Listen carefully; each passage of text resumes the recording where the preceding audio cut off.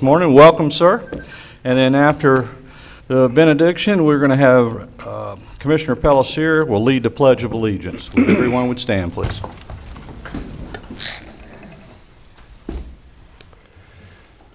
Gracious Heavenly Father, we're so thankful that we live in this great nation.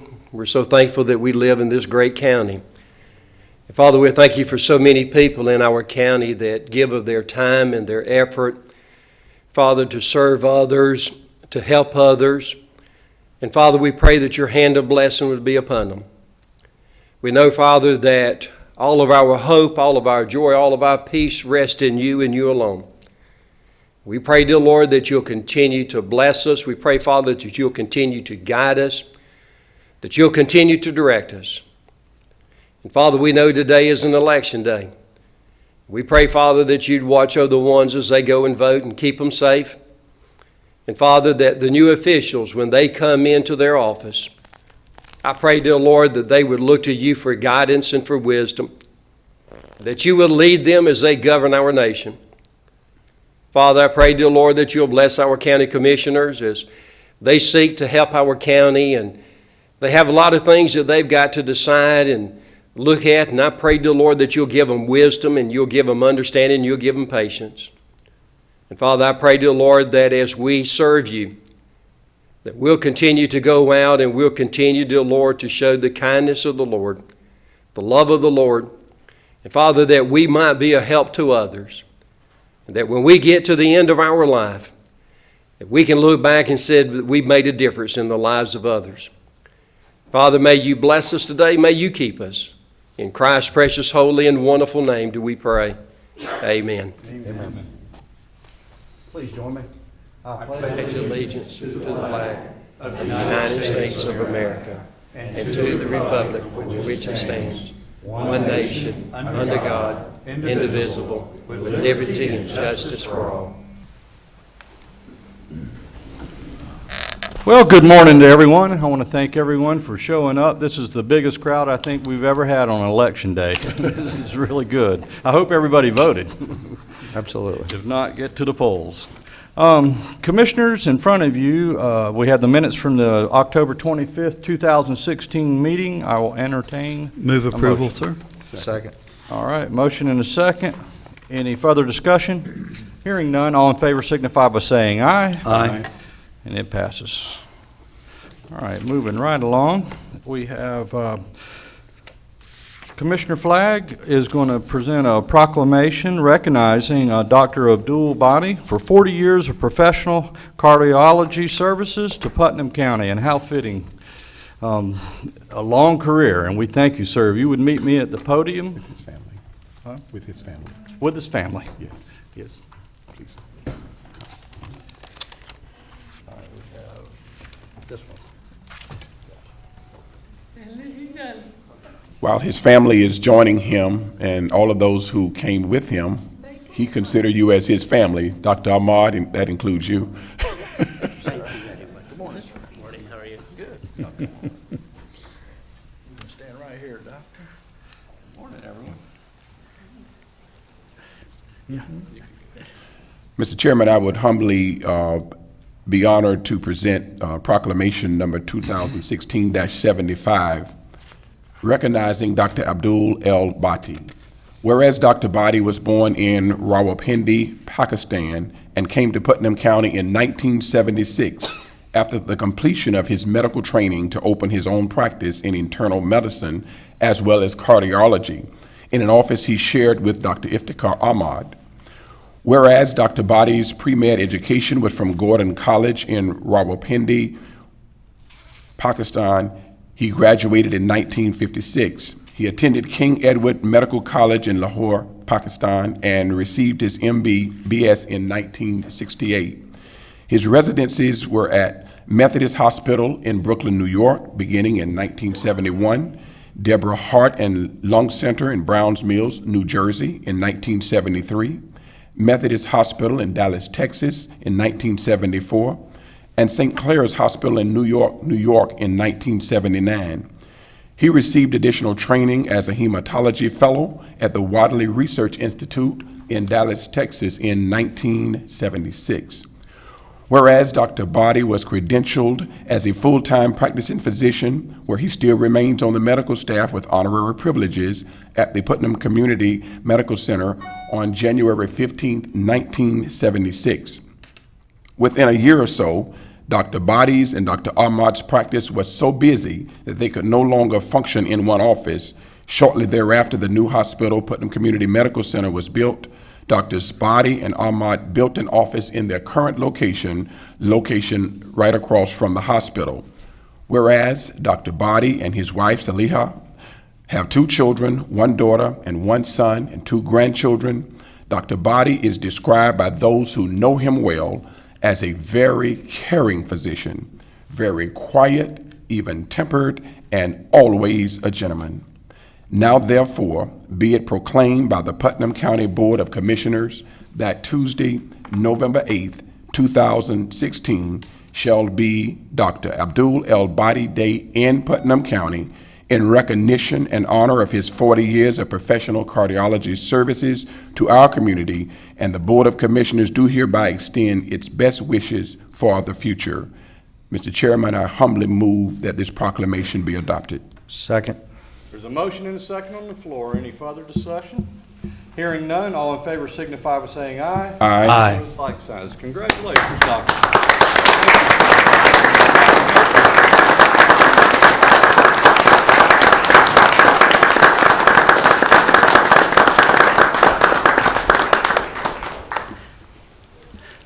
Thank you very much. It's a great honor for me, and I have been serving in this county for 40 years, and I really enjoyed my life here. The people here, they are very nice, very courteous, and I just feel it as my home, and I spent the 40 best year of my life serving this county. And many times, sometimes many of my friends come to visit us and they tell us that, why did you select this small town? I just told them that this is not a small town. Look here, we are here in the center of Gainesville, Jacksonville, and Daytona Beach every year. So it's not a small town. And I was looking for a place to practice in Florida, and I applied in the different places in the mid-Florida, and one day I was surprised with a letter from my friend, Dr. Ahmed, and I applied in the Palatka also, and he convinced me to come to this small town, and I'm glad I made a right decision coming to this town, because my life has been very easy and very comfortable in this small town. And the people here are very courteous. They are, and wherever I go, they say, "Hi, Dr. Bhatti, how are you?" And it's a great honor for me, and I thanks the county for honoring me such a great reward, which I will remember for rest of my life. Thank you very much for this honor.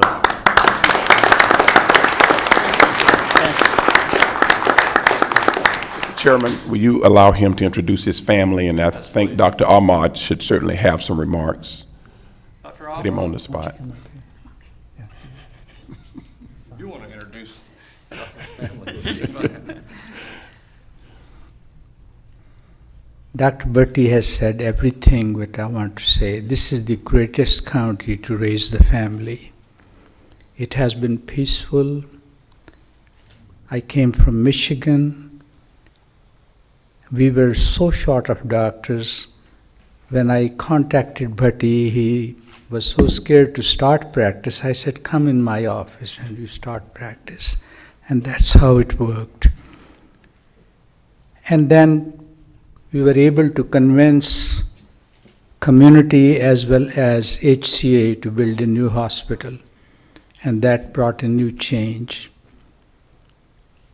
We started with one room, emergency room. If you don't believe me, go look at it, the old Memorial Hospital. Today we have 18 beds. We see 3,000 plus patients in emergency room. The town has grown. It has 2 cardiology labs. Dr. Bhatti was trained in interventional cardiology, but we did not have a lab. He gave up that just to live here.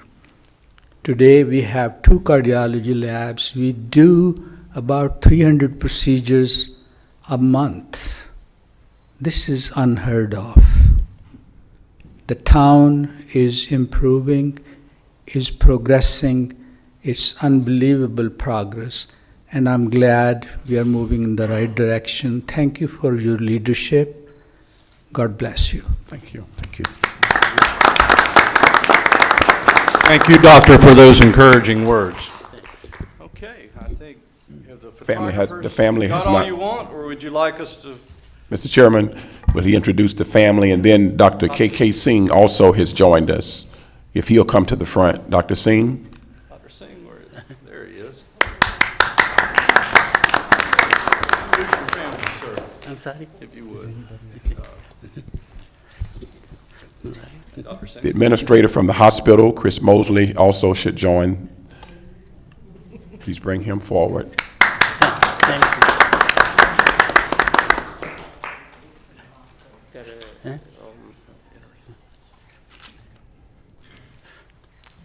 Your son is behind. Thank you very much. Just introduce yourself. You can introduce yourself. His son is right there with him. Dad is excited. I am Tausif. I'm Dr. Bhati's son. I grew up here, and I have the same things to say about him. Everybody's been really nice. While I grew up here, I'm glad to say that I'm from here, and I'm really honored that he's getting this recognition today. It makes me very humbled, and I'm very proud of him. And thank you again. Thank you. Hello, my name's Geeta Awari. I'm Tausif's fiance. I actually just moved down here from New Jersey, so this Welcome. is all new to me, but everything is lovely. I wanted to congratulate Dr. Bhatti again. He's done great, amazing work in this community, Yes, he has. and we just want to thank him. Thank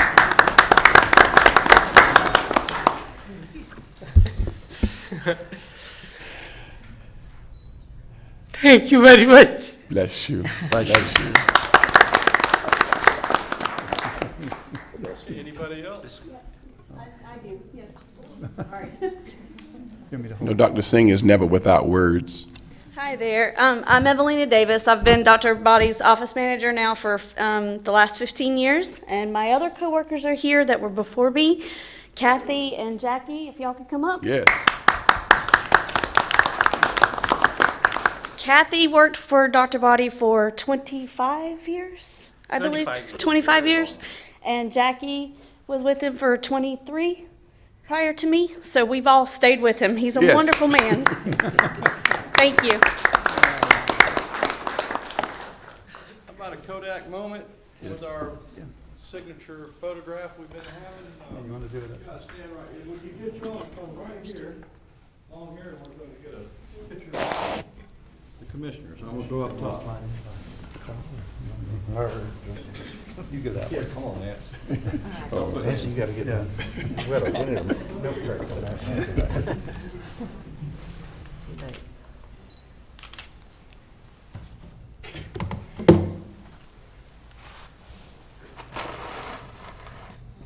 Dodge the podium.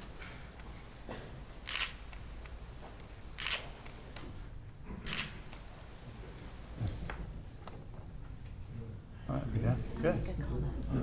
Thank you. Dr. Bob?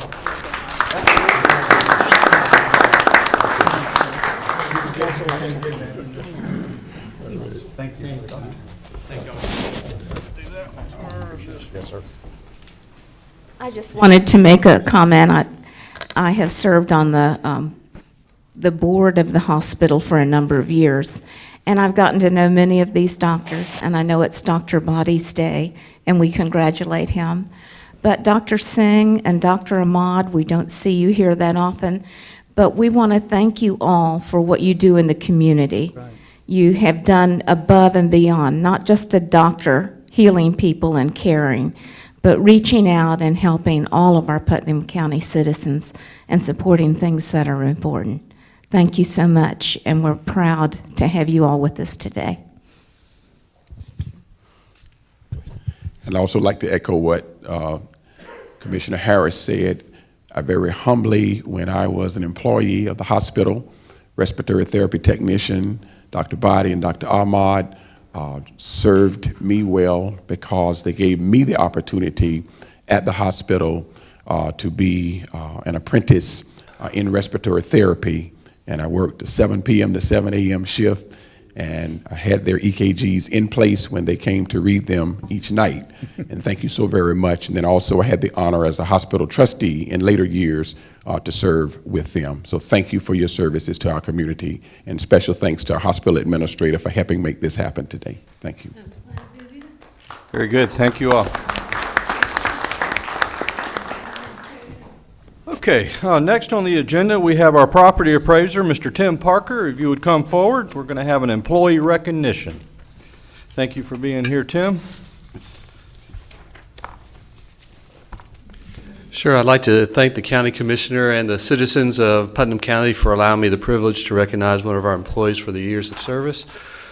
Don Hearn joined our office November 7th, 2006 as a staff assistant and was later promoted to the position of field appraiser in February of 2008. Don has earned his Certified Florida Evaluator designation after completing the coursework and the test associated with the designation. Don was recently nominated for and received our Employee of the Quarter designation in the Property Appraiser's Office as well. We appreciate Don's dedication to service, as exemplified recently in his efforts to help Putnam County receive relief due to Hurricane Matthew. The certificate that we have for Don says, Certificate of Appreciation. We hereby express our sincere appreciation to Donald Hearn for outstanding service and contributions to the citizens of Putnam County for 10 years, and award the certificate from Putnam County Property Appraiser this 8th day of November. Some of Don's coworkers are here today to help honor him. Please join me in congratulating Don for his 10 years of service to the citizens of Putnam County.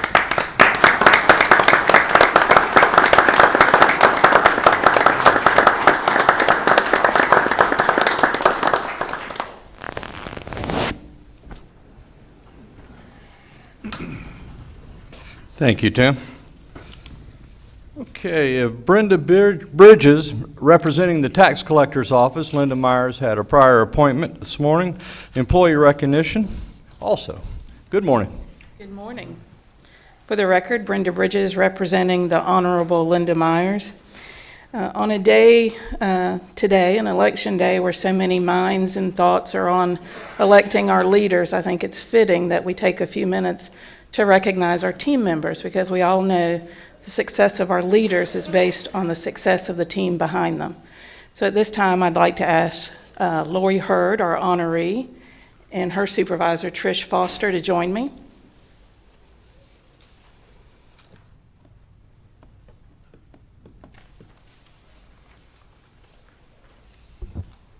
Good morning.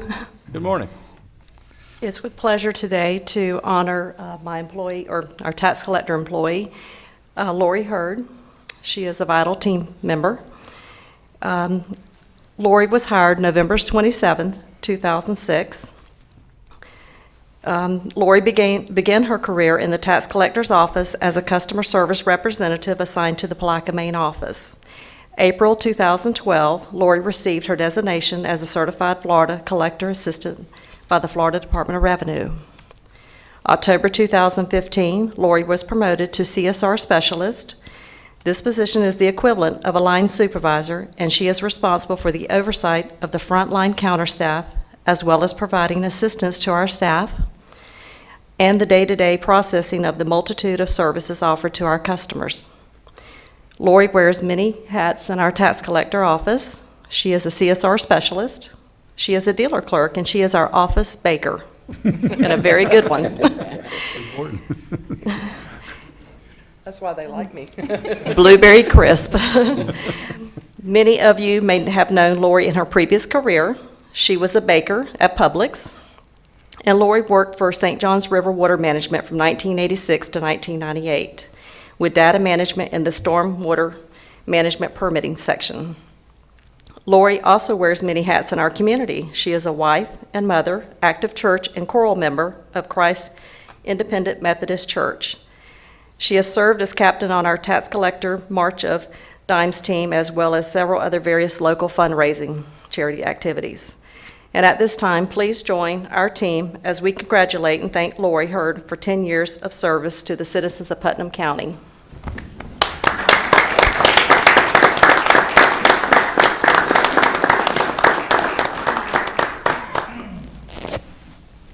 Lori, if my memory serves me right, this is the second time you've been here in 10 years, hasn't it?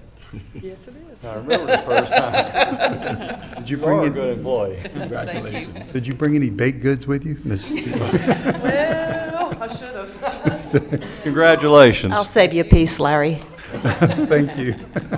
Thank you. Thank you, Brenda. Okay. Next, Commissioner Harris is going to read into the record a proclamation for National Hospice and Palliative Care Month. Do we have someone representing? Yes. Here we go. Come to the podium, please.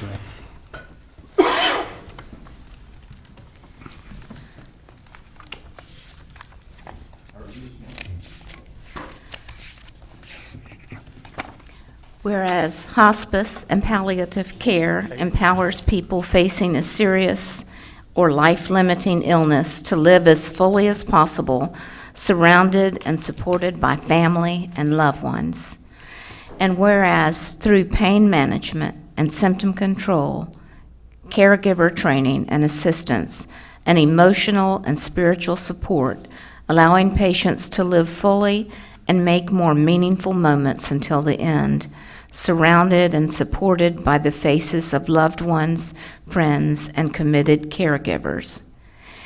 And whereas every year more than 1.5 to 1.6 million Americans living with life-limiting illnesses and their families receive care from the nation's hospice programs in communities throughout the United States. Whereas Haven Hospice believes that everyone deserves comfort, care, and compassion. Whereas Haven Hospice had the honor and privilege to provide direct care to 14,853 individuals facing a life-limiting illness throughout its 19-county service area in 2015. During that time, Haven provided counseling and grief support services to 8,628 individuals and families in the communities it serves. Now, therefore, the Putnam County Board of Commissioners hereby proclaims November 2016 as National Hospice and Palliative Care Month in Putnam County, and encourages citizens to increase their understanding and awareness of options of care at the end of life, and to observe this month with appropriate activities and programs. Mr. Chairman, Hospice and Haven Hospice have a very soft spot in my heart, and I am pleased to offer this proclamation. Second. We have a motion on the floor and a second by Commissioner Flagg. Any further discussion? Hearing none, all in favor signify by saying aye. Aye. Opposed, like sign. Thank you very much. Crystal, Thank you. do you have anything you would like to share with us this morning? Only one thing, actually. November the 18th, we are trying to paint the town purple. So any of your organizations that would like to participate, please do so. It's called Purple Out. So any of your businesses or organizations that want to wear purple, please do so. Commissioner Flagg's already started. Well, our Clerk of Court, Mr. Tim Smith, too, if anybody is ridden by the courthouse at night, I have to compliment you and your staff. It is very purple on the St. John's side. I hadn't seen it on the Reed Street side. Is it the same? But our courthouse is doing so, and we have the trees illuminated up and down St. John's Avenue in purple. I think the county and the town are really kicking in for this. So, and Well, I'll bring some information by too. So Thank you.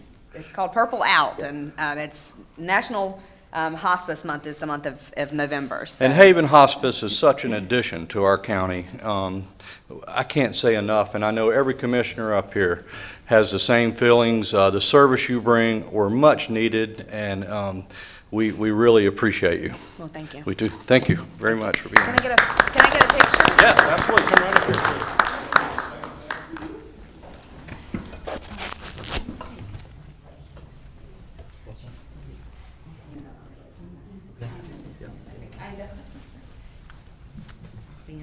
I'll stand in front and you guys stand in. We will. Oh. That's better.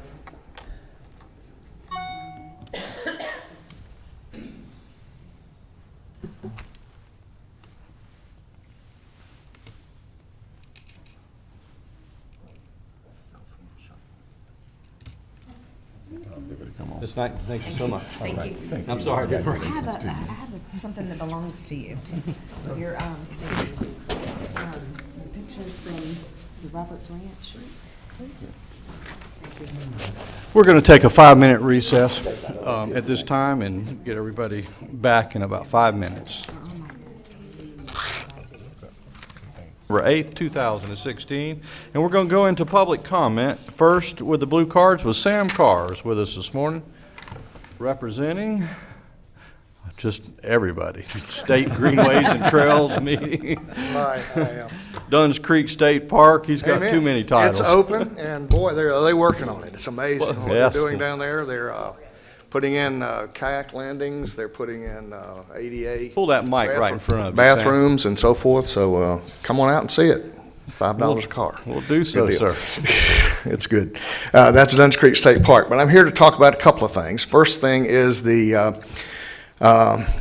just had our a joint meeting between the Florida Greenways and Trails Council. I serve as a governor's appointment to that council. And we were there to review the news that had come out over the past month about the allocation of funds for completing the Sun Trail system. And Palatka is part of that Sun Trail system, and we received out of the $44 million that is going to construction. Trails that are in or attached to Putnam County amounted to over 30% of that money. It's amazing.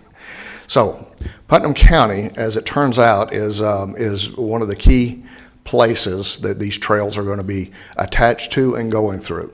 The purpose of the meeting was to review the status of the Coast to Coast Trail, which goes from basically St. Petersburg to Titusville, and to review the status of what is planned for construction with the River to Sea Loop, which is the one that we're attached to. As part of that, they asked me to give a presentation about Putnam County. And, here we were with some very important people in the meeting room.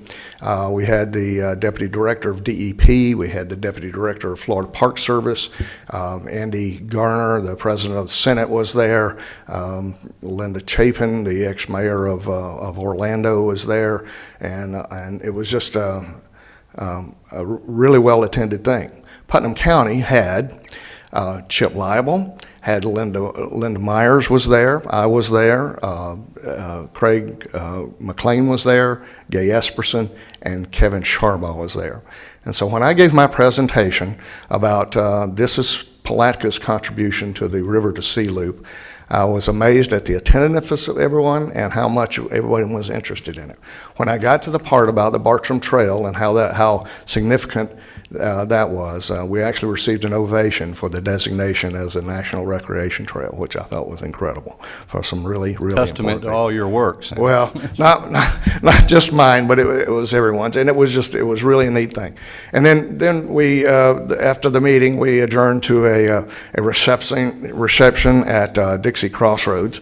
And it got even worse there. As they were going around and introducing people as to who was all there, they started with our table, the Palatka table. So I got out and proudly announced that I was from Putnam County, and then Chip announced that he was from Putnam County, and And it just went on, and it caught on. So the next person off of our table that was introduced says, and I wish I was from Putnam County. And then when it got to Linda Chapin, and Linda Chapin's a fairly significant person in the state of Florida, she announces that she wants to move to Palatka, Florida.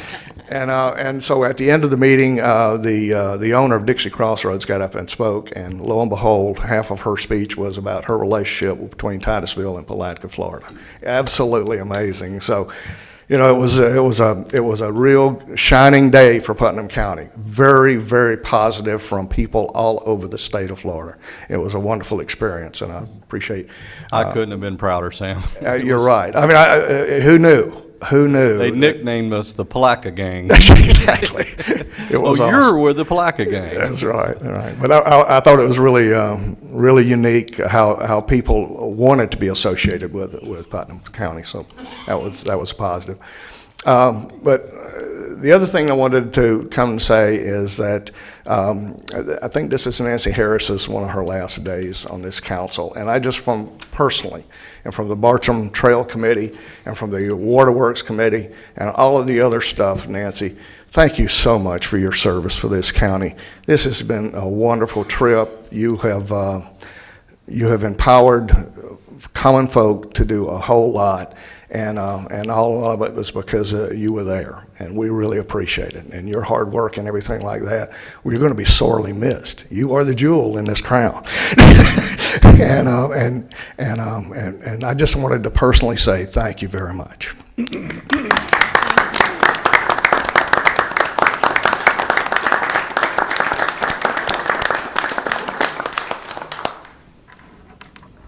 Thank you, Sam, and again for all you do.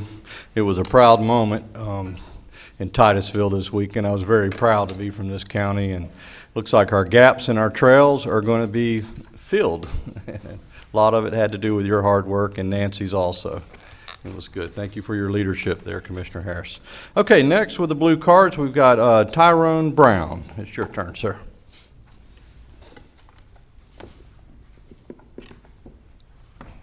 Good morning. Good morning, Commissioners, Putnam County. I come in peace. My name is Tyrone Dwayne Brown, 140 3rd Street, Crescent City, Florida. I'm a retired Army veteran, also a member of the NAACP, ACLU. When I come home to visit my mom on a regular occasion, like I said, I was born in Palatka. I grew up in Crescent City my whole life. I'll be 40 years old in January. And I just noticed that every time I come back home, my community still looks the same. I look around at other places like Palatka, different locations, and I notice things are being built up and things are being brought to make the community better. And I'm just trying to find out why my community is being neglected. I know things not gonna happen overnight, but I just had to just bring some things to your attention. And it was one reason that I wrote to the public forum. If you look in the Palatka Daily News for the 20th of October, pretty much I just basically prayed to God and asked God to put in my mind what he wanted me to say. I spent my entire childhood in Long Station, Crescent City Station, Crescent City Heights. I'm still trying to identify where that came from, but no one can tell me. It is time to build up my community. We pay taxes just like everyone else.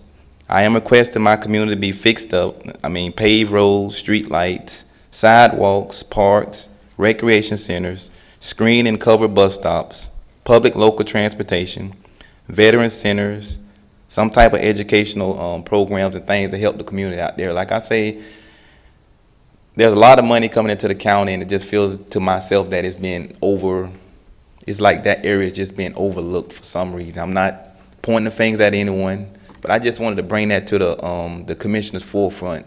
Because like I said, I do have a few meetings with the governor, Washington, D.C., to kind of find out what's going on. I don't want to point the finger at anyone, but I just want to find out what's going on and why my mother has to live in mosquitoes when you can't even sit outside and have a barbecue. It's a shameful, God. Just thank you for your time. Thank you. Thank you, sir.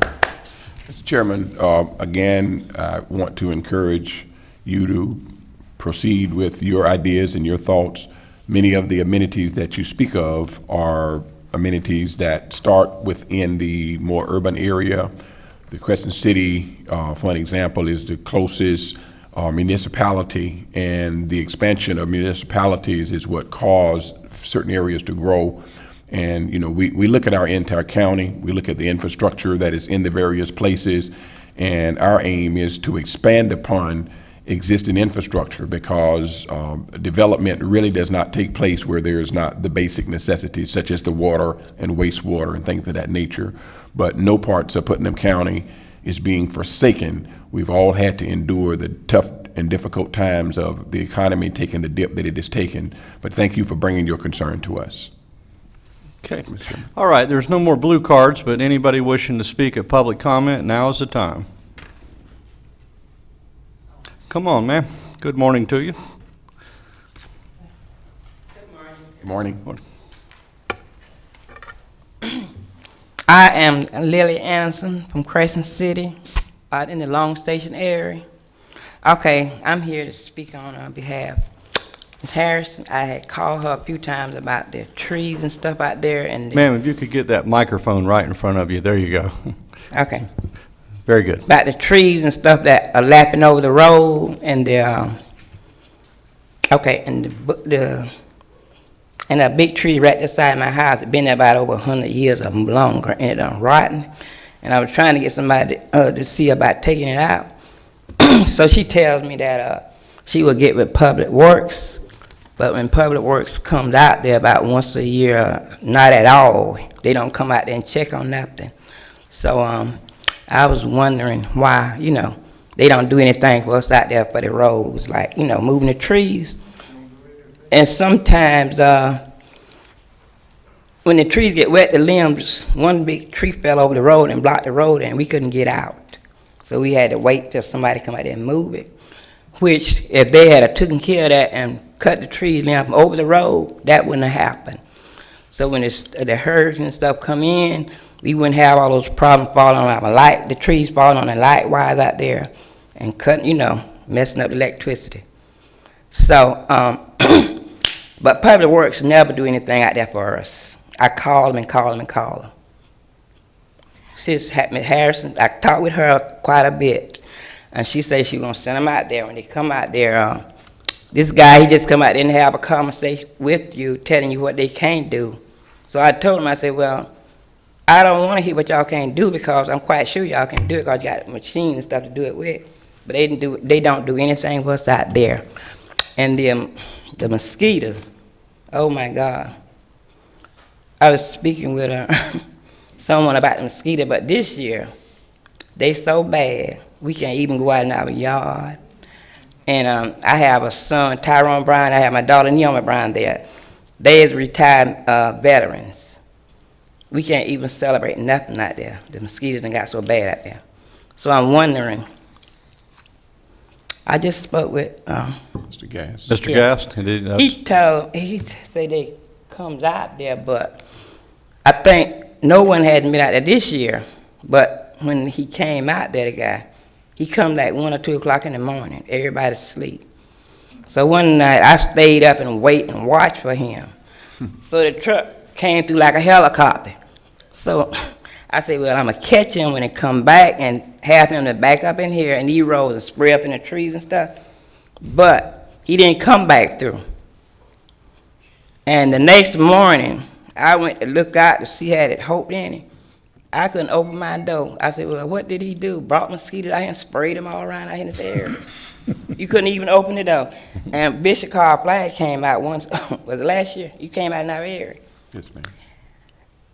And y'all couldn't let your windows down. It was so bad out there, the mosquitoes. I was standing at the door watching y'all, and y'all went there and backed around and looked at the trees and stuff and left out. And no one has been out there and did anything.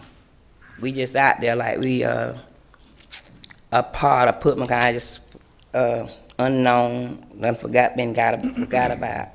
And they don't do anything for us out in that neighborhood. And I have you know, my son, he 20-year retired, and I have a daughter, 15-year retired. They can't celebrate, we can't celebrate nothing for them out there in our area out there. And it's, you know, look like somebody would just do, you know, help us out, do something out there. And this big old tree was standing right at my house there, it done rotten in the middle. And I'm looking for it to collapse anytime. The Red Cross came out there and they took notice of it, but I haven't heard from nobody about it. They said it need to be moved, and I'm on a fixed income. I don't have money to have all that stuff done with, but I know there's, you know, people out here that can help me because I am a disabled senior citizen. I Mr. understand. Harris. I'd like to respond if Yes, I ma'am. can. Ms. Anderson, I've been out there to see you at your home before, and I've looked at the situation. And part of the problem is that it's 3rd Street, isn't it? 3rd Street is the name of the street you're on? Yes, ma'am, on 3rd Street. Right. Part of 3rd Street. And part of the problem is that part of it is a private road, that the residents on that road further down from your house own it and have not dedicated it to the county, and we are not allowed to spend public funds on a private road. So they're not allowed to go down it to remove trees, they're not allowed to drive on it when they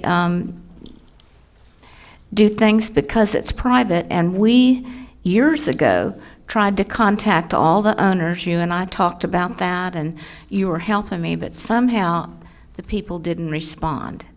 So if you want to start over with that, you probably can, but we really need it to be a public road so we can do something on it. Yes, ma'am, but where I'm at, the part that's private, it's below where I live at. But where Right. I'm at, all the way up to the highway, it's Right. not private.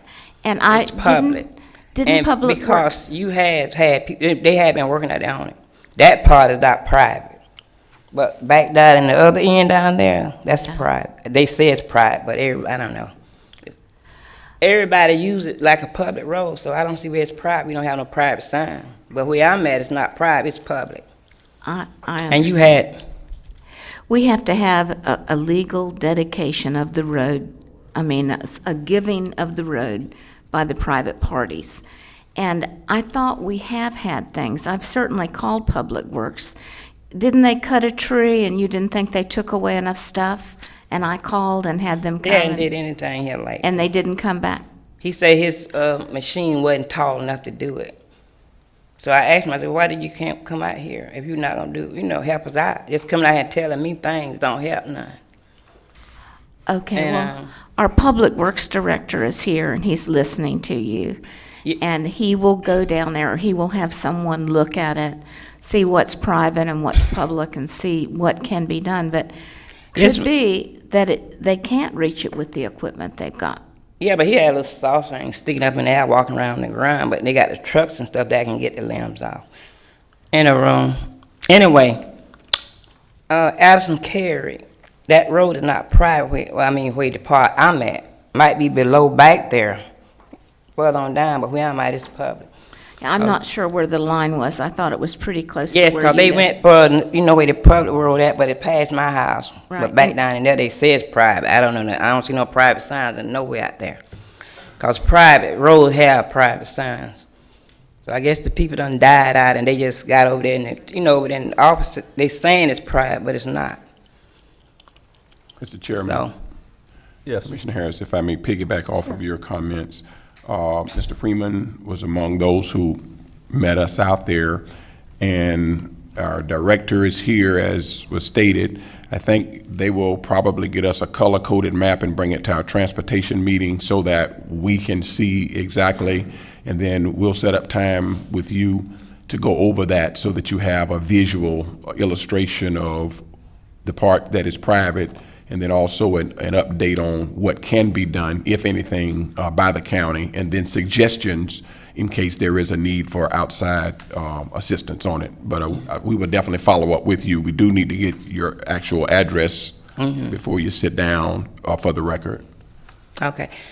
But where you came to Mr. Flagg and turn around, that wasn't private, that was Yeah, but public. we're gonna get them to go out and actually give us the map, and they'll color code it and show us exactly what, and then we'll follow up with you on Okay. that. So And can what, you- yeah. what is your actual 911 address, so we have? Oh, it's 143rd Street.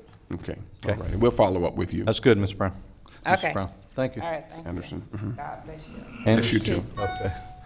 Okay, anybody else for public comment at this time?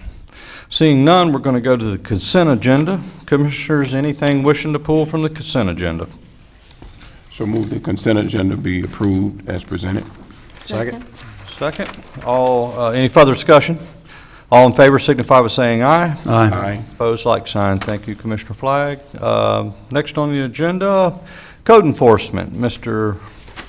Sammons is with us this morning. Welcome, sir.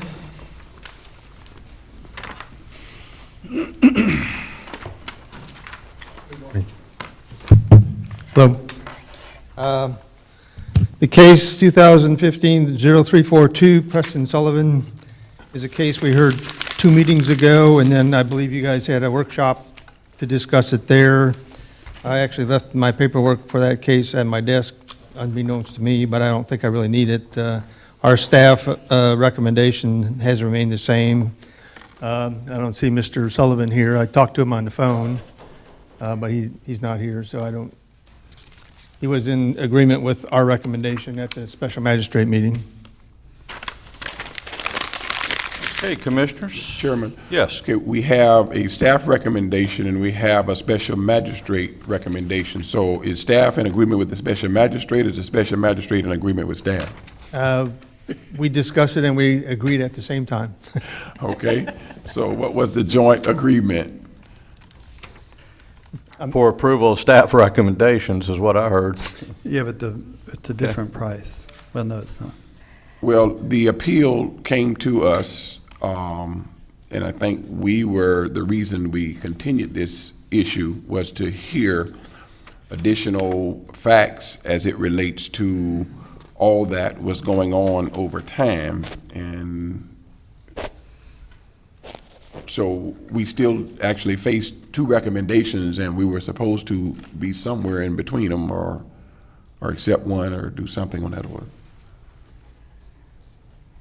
This one says we're going to set $477 in lieu of $3,400 plus a $100 administrative fee if paid within 30 days. That was the magistrate, but the staff recommendation that preceded that was the $3,400 fine, and the appeal to us was to, I guess, give us some insight on what all they had to go through and whether or not the message was going to be clear that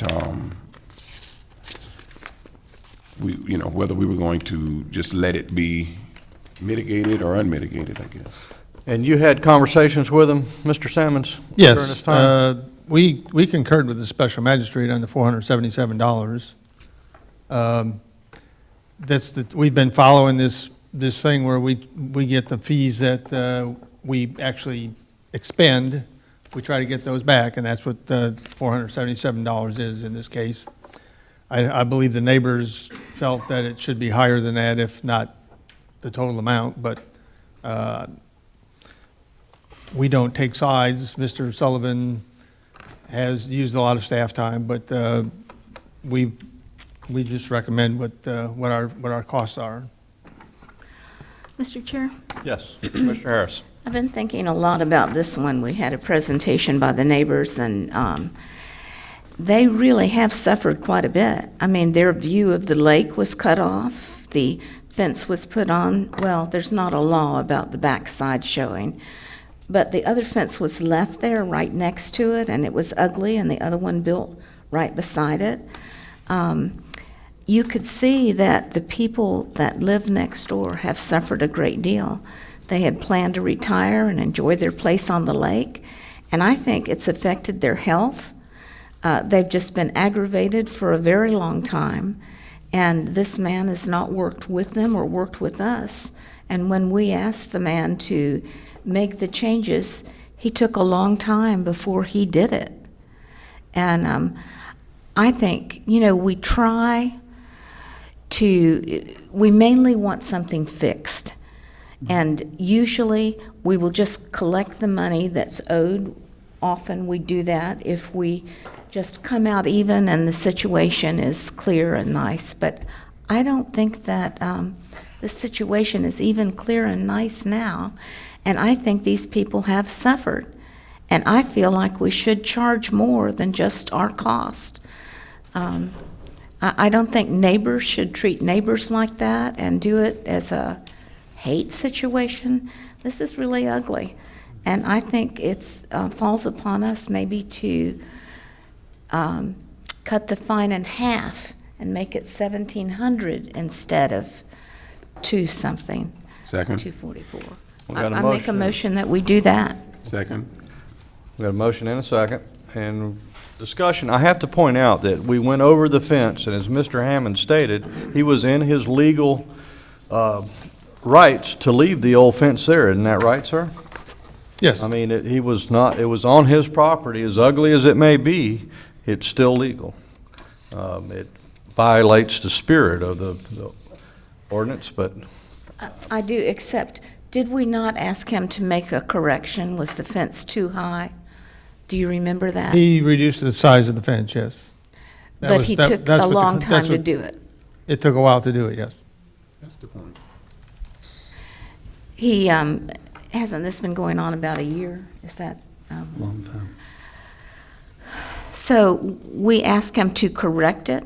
We gave him a notice. He didn't obey, and that's why he has a fine in the first place. So I think that the fact that that second fence is sitting there, all bent and on the neighbor's side, even though it's not a law, that it just shows the intent of the neighbor to make his neighbors miserable. I agree with you on that. It certainly is a message. Commissioners, anybody else? Call the question, sir. Okay, we have a motion, a second on the floor, and no further discussion. Call the question's been done. So all in favor signify by saying aye. Aye. Aye. Opposed, like sign. Aye. Sorry, Commissioner Harris, to go against you on your last meeting, but I had to. All right. Thank you, John. Okay. Tony, you got that okay? Commissioner Pelser and myself dissenting. Okay, we got a public hearing. We certainly are on time, proposed ordinance, and this is prohibiting the disconnection from county water and sewer. Brian, who is representing on this? Stacy, you want to take this? Yeah, I can take this. Stacy, okay. Our current water ordinance speaks in it about the health and safety reasons behind disconnecting from the county water system once a property owner is connected. But it's come to our attention recently that it talks about what happens when one is disconnected, and it's reported to the health department, and the individual's given a certain amount of time to vacate the property. But it doesn't actually say once you're connected, you cannot disconnect. It just says what happens. So we found that to be a little bit ambiguous within the statute, or within the ordinance. So we made a minor modification to the ordinance, stating just that once a property owner is connected, that they may not disconnect from the county water system. And again, it's for the health and safety reasons. Once it's connected, you have issues with possible cross-contamination and whatnot. So that's what's before you today. Okay, Commissioners, any comments, questions? Yeah, I've got this. I'm going to open it up. All right, you like, in your hearings, people speaking against to go first or second? Actually, we do for in support first and against Okay. second. Just want to get it correct. You're different from Mr. Castleberry. Okay, anybody wishing to talk in support of this ordinance, please come forward. Now is your time. Seeing none, we'll move to any citizens against. Mr. Hoteling, the floor is yours, sir.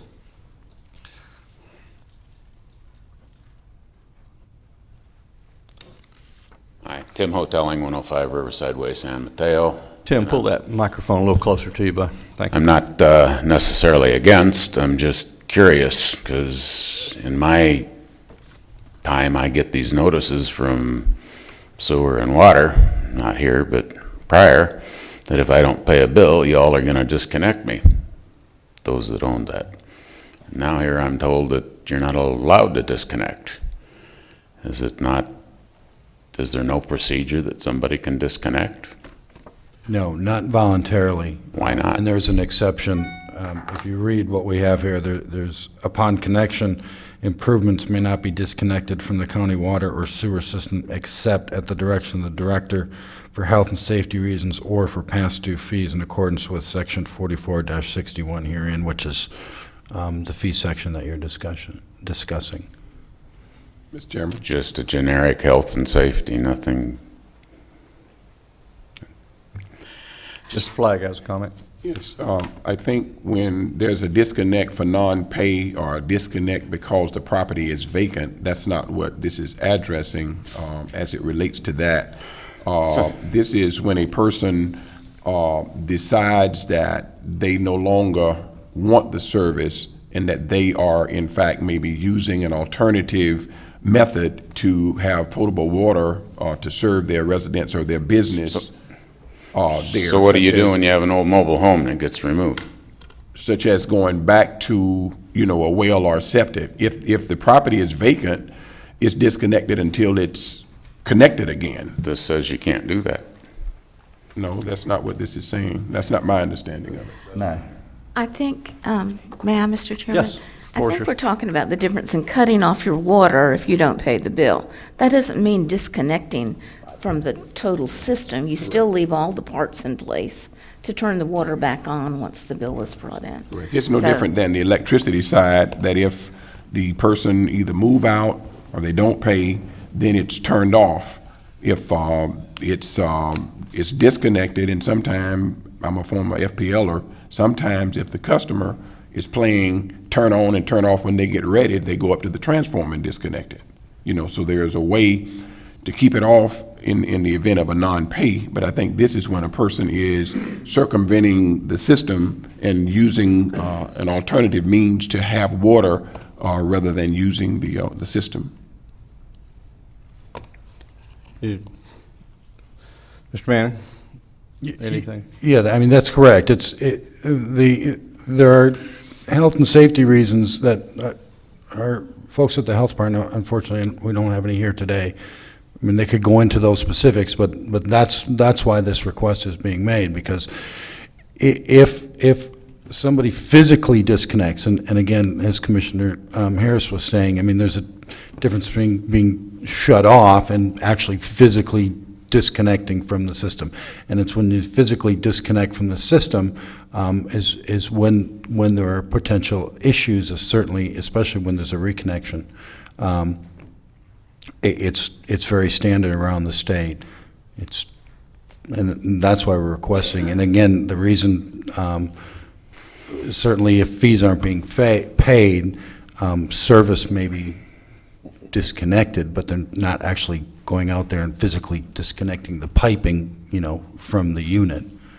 In the case of if there's a mobile home that's moved and a new one is brought on, then they would be required to reconnect. And there's a procedure for that, and there are inspections and permits that are required to be pulled to make sure that everything is sanitary and there's no cross-contamination. Mr. Rotella?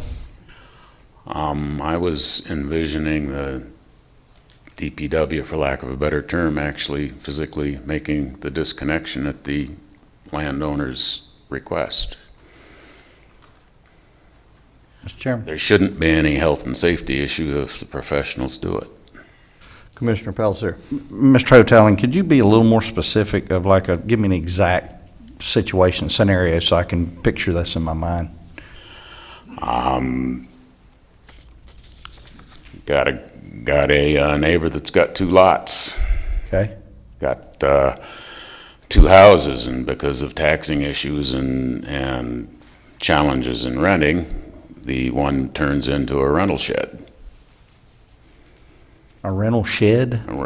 I'm sorry, not a rental shed, a storage. He just uses it for this, that, and the other, but there's nobody actually living there.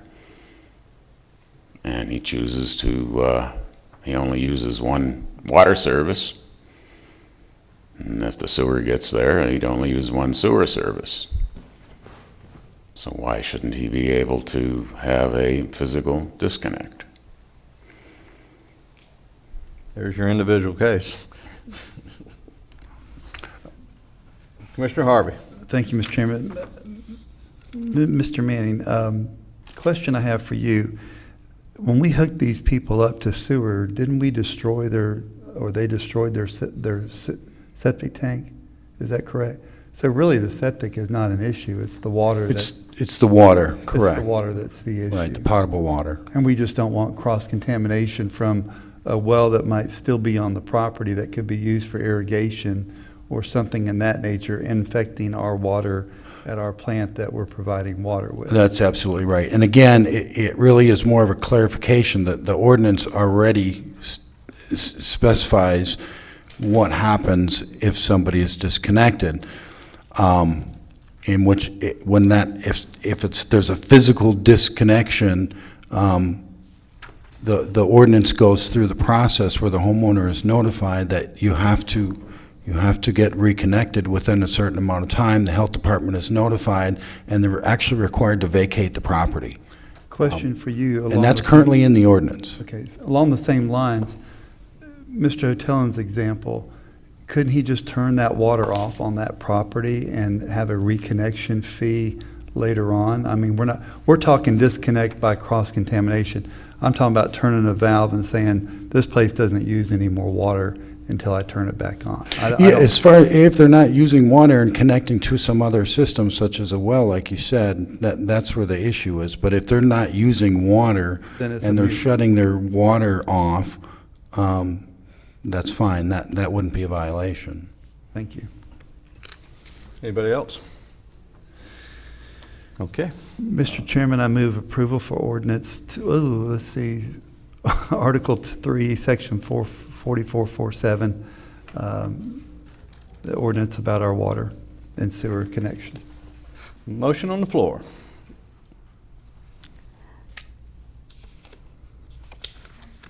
Hearing no second. Commissioner deliberation. Anybody else with comments? I want to be a little more clear about this scenario that he's presented. If this is just a storage shed and he is turning the water off, there's no sewer there? May I? There's no sewer there. The scenario that he presented was two structures that previously were occupied structures. Okay. Somebody decides to take one of those previously occupied structures and turn it into a shed, right? Okay.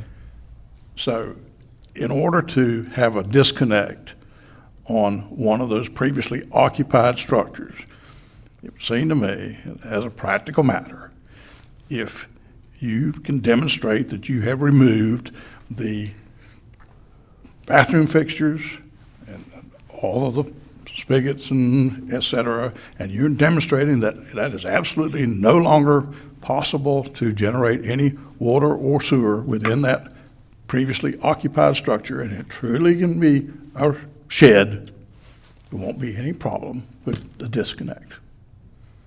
That makes sense to me. And I'm sure that Public Works will administer it with a great deal of common sense in that regard.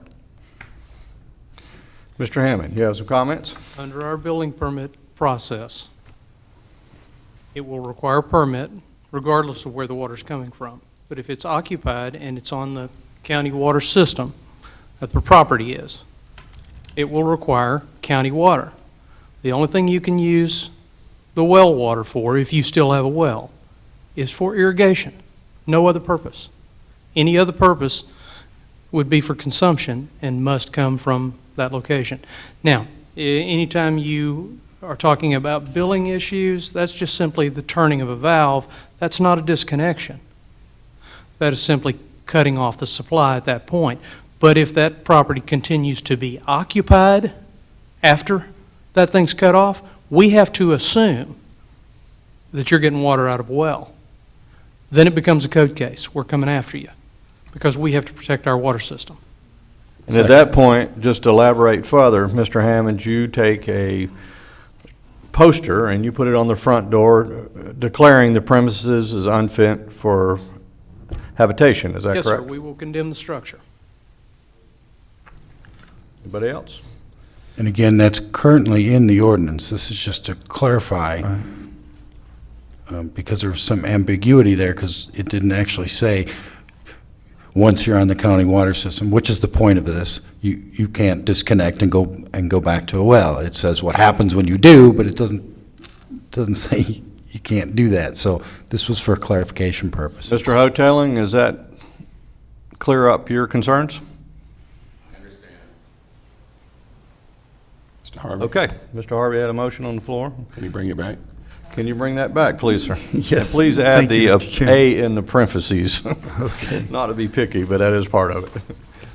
All right, Mr. Chairman, I move approval of an ordinance amending Article 3, Section 4447, parentheses A of the Putnam County Code, providing for severability and providing an effective date. Yeah, motion on the floor? Second. We have multiple seconds. Any further discussion? Hearing none, all in favor signify by saying aye. Aye. Opposed, like sign. Motion carries. Thank you, Commissioners. Good debate. Okay. Next, Brian, I think you're representing the cannabis dispensary. I can take this Oh, one you as are? well. I'm sorry. I'm not used to the, usually Brian does. Let's not Go ahead, fight- Mr. Let's Manning. not fight over having these dispensing businesses in this county. That's right. The purpose for this ordinance is to place a moratorium on new businesses requesting permits for cannabis dispensing facilities within the unincorporated area of Putnam County, to give staff, planning commission, and you all time to put together, and us, to put together an ordinance that will be reviewed by planning commission and workshop to address these dispensaries in the future, and where you all feel would be the most appropriate location for these dispensaries to go. Right now, there's currently nothing in the zoning ordinances that addresses this. So, instead of having a hodgepodge of locations, we really wanted to make sure that some thought was given to where those might be, and the number of those that you all may wish to allow within Putnam County, and this moratorium just gives us time to get that put together, so thought can be given by all as to what you all think would be best. And we're already working on that, and we're hoping to be moving that along as quickly as possible. And this really becomes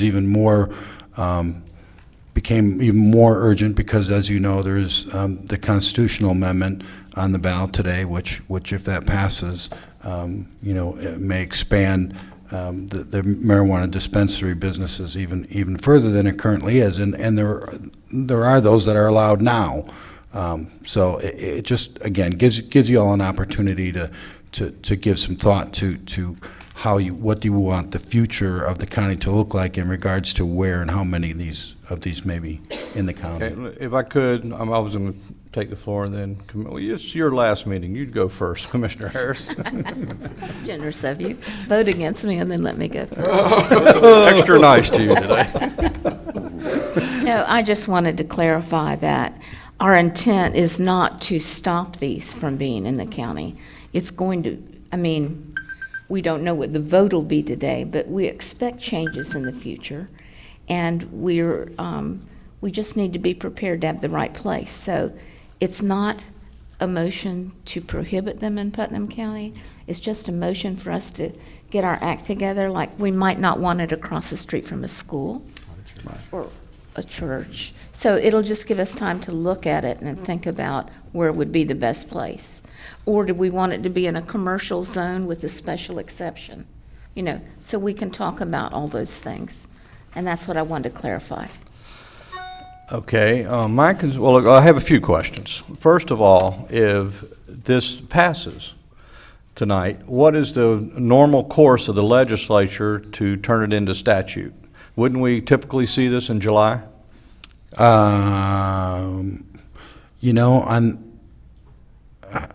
It doesn't become law is what I'm getting at. Well, You're right. The legislature has to act and pass statutes, and there has to be regulations on the state level regarding the current amendment that's on the ballot. However, there are already marijuana dispensaries that are allowed within the state of Florida. That's already existing law. Okay, and the word medical is not used a whole lot. Neither one of you just used it. You just referred to it as cannabis like it was in the recreational sense.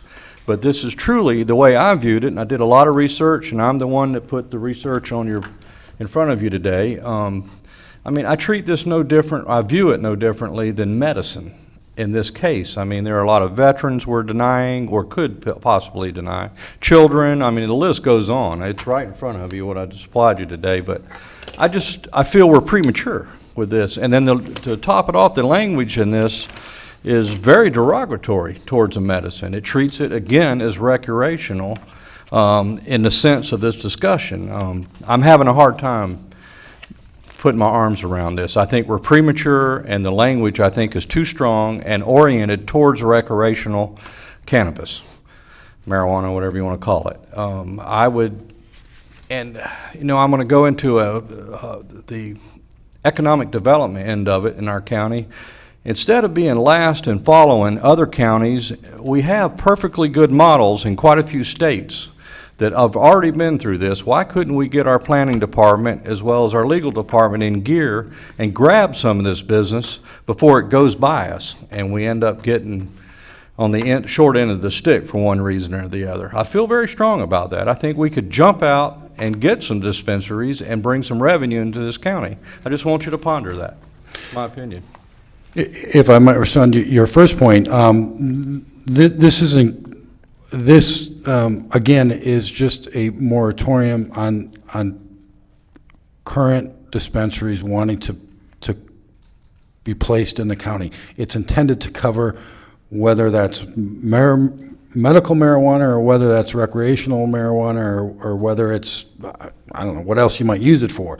This is just intended to cover all of that and just to say, okay, before they just start moving in willy-nilly and setting up shop wherever they want, the commission and the community needs time to really discuss those exact issues that you're talking about so you all can determine, you know, where you might want them and how many, if you want to limit them. Maybe you don't want to limit them, I don't know. Why can't we be but proactive? The point was that right now, anybody with a dispensary, medical marijuana dispensary license could set up shop anywhere right now. There's no zoning regulations regarding it. What's the difference in adopting the liquor store ordinance? I mean, they have setbacks and rules and regulations. Instead of kicking the can down the road to where we might be eliminated, why don't we adopt the same guiding ordinances that we do for liquor stores? I'm taking a business approach to this, Well, Mr. Manning. and you may want to do that, and you may want to do that. Again, but that's going to take time. It's got to go through planning commission, and there needs to be full discussion about that. I mean, we're going to do that. The question is, what do you want in place between then and now? And right now, there's nothing. So whatever Mr. Hammonds can address, whatever, I guess it would be any commercial area, if they fall within, you know, that what's allowed, maybe to be allowed as a special exception in a residential area. What did we do? There's nothing to stop them as a retail business if they fit within just whatever general retail they may fit in. What did we do in 2014 when the Charlotte's Web version of cannabis came through? We didn't react at all. Why? And now we essentially have the same thing going on, and we want to cut ourselves short of potential revenue. Well, you know, I can't address you know, Mr. 2014, but all right. I mean, other commissioners, I if you agree. want to kick in, You're kick fine. in. I'm You're just, fine. Let's have the conversation. we need money. Bottom line. But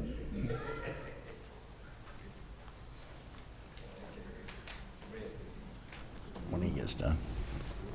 The 2014 ordinance was very limited. There were a very limited number of licenses that the state granted. There's only 6 statewide or something like that. Again, we had nobody approaching us, so again, we didn't deal with the issue at all. How many are approaching us now? None. Okay. Commissioner Harvey. Mr. Hammonds, tonight, let's just hypothetically say that it passes and it's projected to be passed. Tomorrow morning, dispensary walks in and says, here's the Constitution, here's the vote that happened last night, give me a permit. What would you do? I have no earthly idea at this point. I'd go see the I county think you attorney. have to give them a permit because it is constitutional. Not necessarily, but I would go see the county attorney. Well, boy, it all falls back on you, doesn't it? Good answer. But It's a tough conversation, It but is. we need to have it. We do. We need revenue streams, and I just don't want to cut ourselves short. Commissioner Pellicer, straighten us out, sir. Finally being recognized.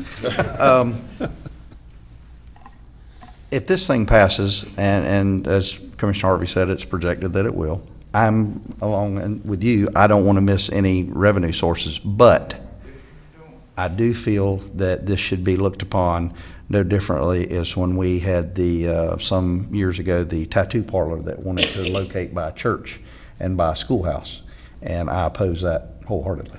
I don't get the correlation. Well, I just think it's something that should be around children. That's the correlation. And Well, I think we all agree, but all I'm saying is, why not treat it the same as a liquor store right now, and it'll be just like us to stretch this out to the point that a legislature cuts it off and says all of them are there, that's going to be there, and we'll miss again. Well, for once, I want to be proactive. If you're going to treat it like a liquor store where it can't be around churches, I agree with that. and I don't want it schoolhouses, anywhere near any of that. I have no problem with it, but that'd be my only. Mr. Chairman, we're not going to miss out because there's a provision for home delivery across county lines, so Is that right? I can guarantee you we're not going to miss out on that. But I agree with you. And when I first thought about this and it first came to attention, I looked at our medical corridor and thought, what a great place for that to be at. So I understand your It's a frustration. controversial subject, But but we I need- think we should be proactive more now than ever because of our finance. And maybe we should set a time that we try to get this moving within 30 days or 60 days and have this thing on the books. I could support that. Mr. Chairman. Commissioner Flagg.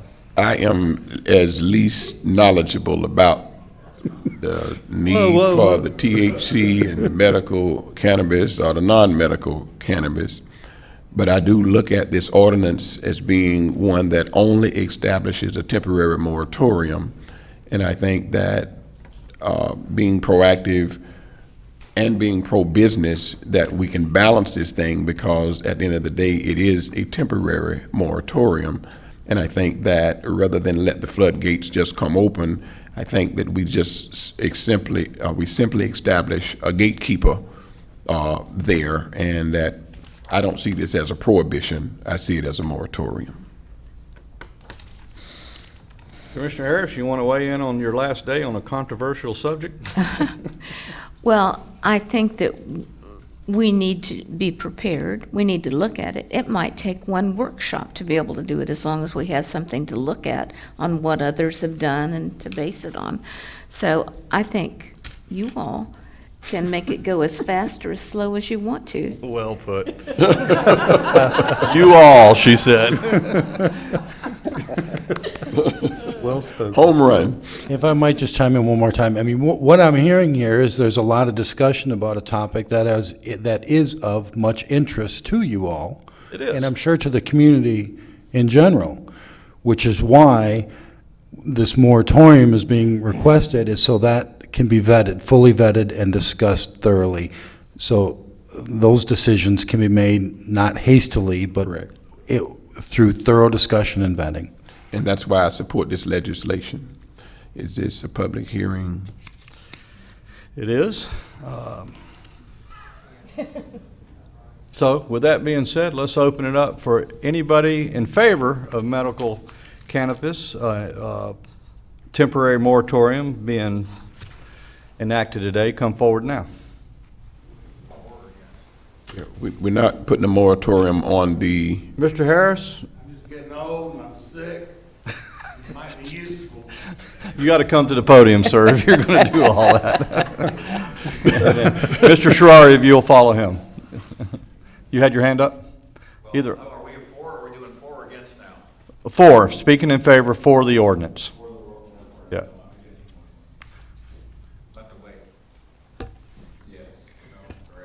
Yes, Earl Boungy. You got it. You're. We can't hear you, and it's not on the record if you don't come to the podium. Hello, Mr. Boungy. Earl Ballinger, 496 Clifton Road, Crescent City. I think the moratorium is the right way to go. If you look around the country, you see some states have done a good job, other states have not done such a good job. But to go along with you, Mr. Lible, you need to put a time limit on the moratorium. Say a 60-day time limit or something like that to look it over, get it passed, and get ready for it. 'Cause I hate to say it, I do think it's going to pass today. And I'd like to point out that most of the problems they had with dispensaries are usually with recreational cannabis. Two different things we're talking about here. Mr. Sherrari, you have something to present? Well, I just want to make sure I'm not talking out of term. I'm going to speak against the moratorium. Okay, well, sit back, just lean, stay close. Anybody else for? Yep.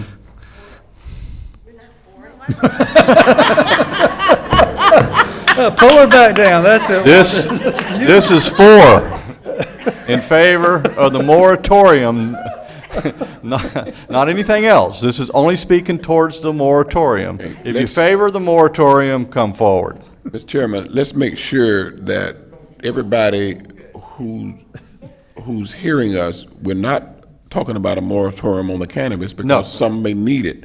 This is a moratorium not on the dispensing business. on the dispensary locations in our county and unincorporated parts of our county starting today. If you are for that, come forward. Okay? If you're against that, it's your time now. Anybody against it? All right. You pulled her down and now you're going to stand up and talk, Wanda? Wanda Ruckowitz, 106 Taylor Street in Interlachen, Florida. I know it's going to probably happen, but I think we can limit the amount of businesses. We don't need 20, 30 in here selling. Right. You need to limit it. How many places that are going to sell it? And no, I'm not for it because I'm for children, and I know what's going to happen. Okay, so you're actually for the moratorium. But it needs to be limited. Okay, I agree. That's my only thing, and I think it should be near the police station or near the county so they can keep up with it. We'd never get anything. Thank you, Mrs. Ruckowitz. Anybody else for the moratorium? Let me point out, for the moratorium means not limiting it starting today and workshopping it until we come up with locations. Seeing nobody else against the moratorium, please come forward. Mr. Sherrard. Good morning, sir. Sherrard, 147 Pine Tree Road, East Palaca, Florida. See, that's how they get you. They word these things so when you're voting yes, you're voting no. Yes, exactly. Well, two things. One is there's got to be enabling statutes passed as part of the constitutional amendment. Right.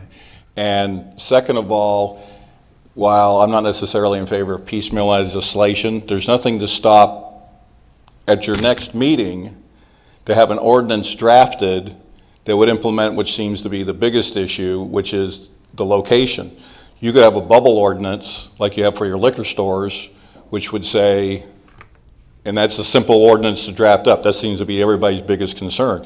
That could be drafted up this afternoon and put up on your next agenda that says dispensaries won't be located within so many feet of the schools, and that takes care of your biggest problems, and then you can deal with the other issues. But since they are allowing across-line deliveries, I mean, I think it's great that you and I agree on something, because yes, we should really. Yeah, I'm real surprised. I'm sitting here, I'm. Congratulations. Need to write this down.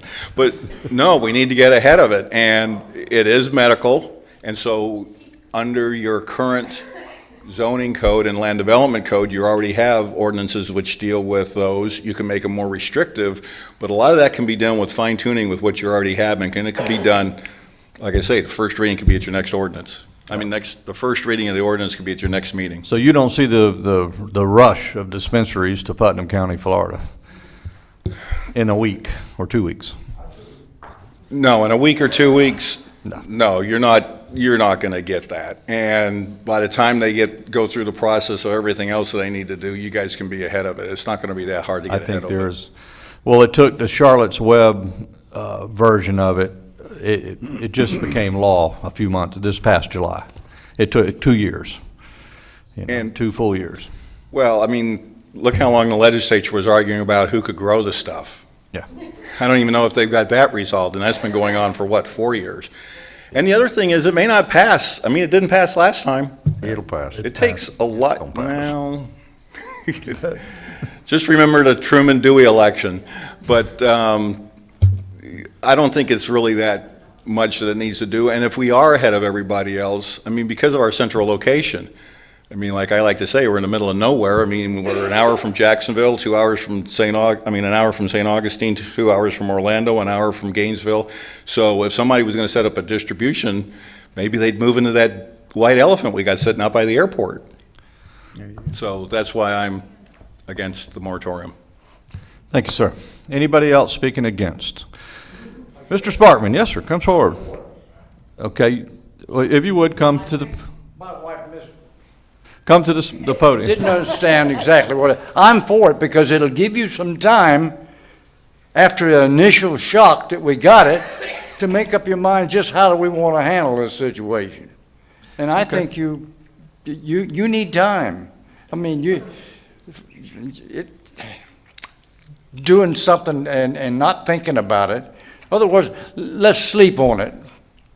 Let's give some time to let it sink in a little bit and go through all the things, the pros and cons of the good things and the bad things about it before we make up our mind as to how we're going to set it up and let everybody sell their stuff as they are. Thank you. Okay. I'm Merle Sparkman, 103 Flamingo. Thank you, sir. And you approve this message? Anybody else against the moratorium? Okay, seeing none. Commissioner deliberations. Mr. Chairman. Yes, sir. Agree with Mr. Ballingy that, I'm not against it, and I don't want us to be playing catch up here and miss the ball, as you said. But I do think that maybe some sort of time limit, I don't know, whatever council would recommend, 30, 60 days maybe at the most, to review, look, study, just be sure we're all set and ready. Not a forever moratorium, just put a time limit. We've got to come up with a decision pretty quickly.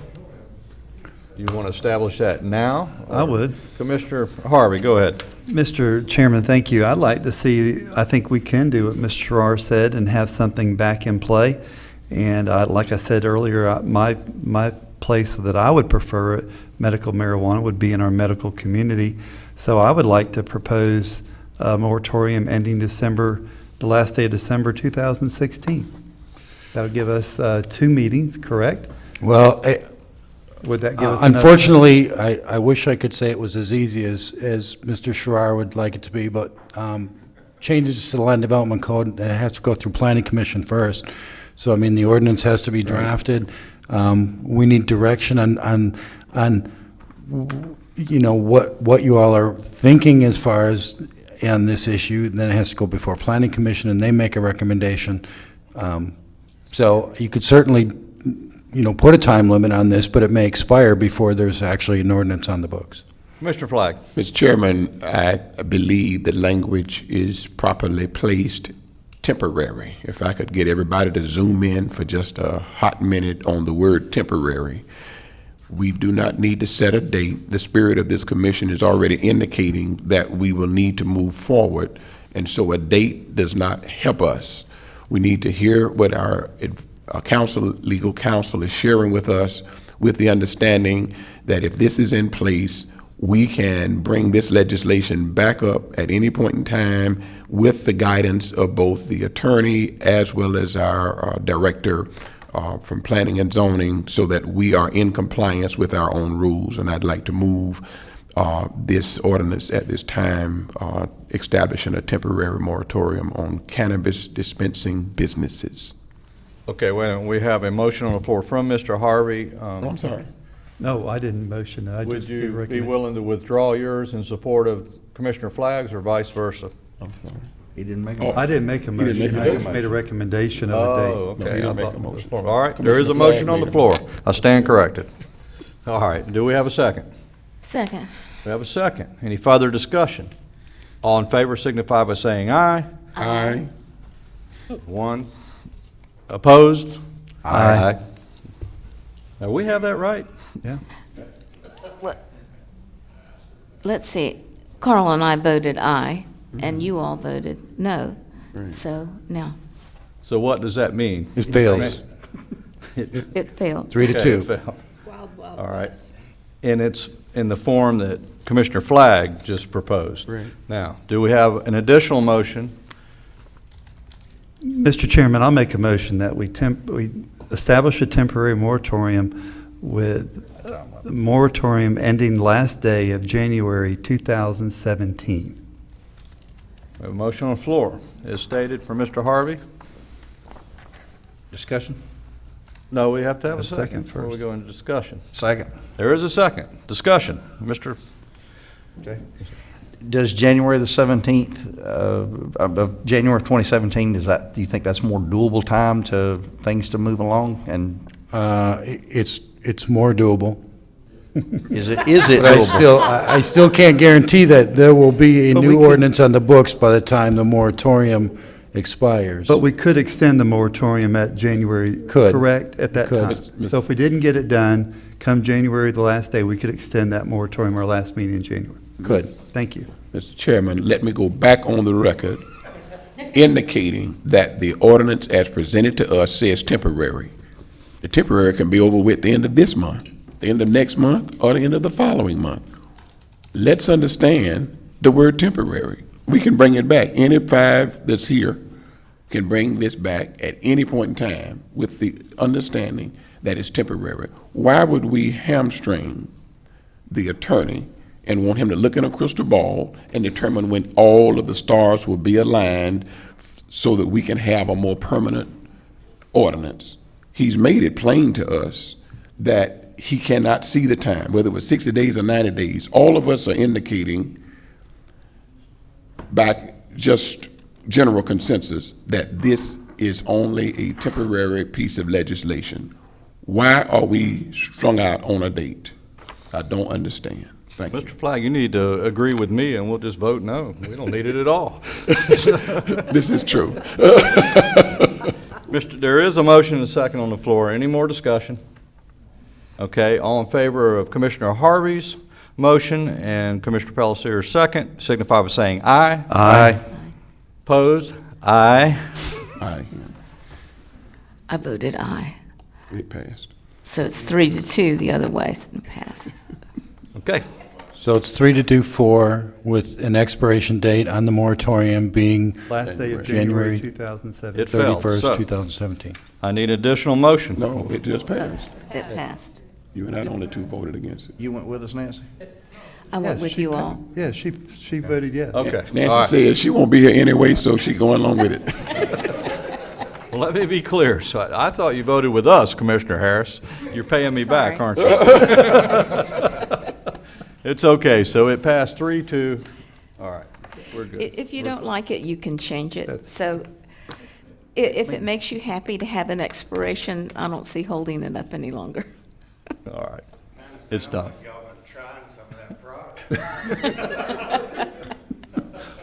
All right, Mr. Harris. Okay, let's go. We have a 10:05 vacation portion of Ridgedale subdivision. So up next, Mr. Sammons.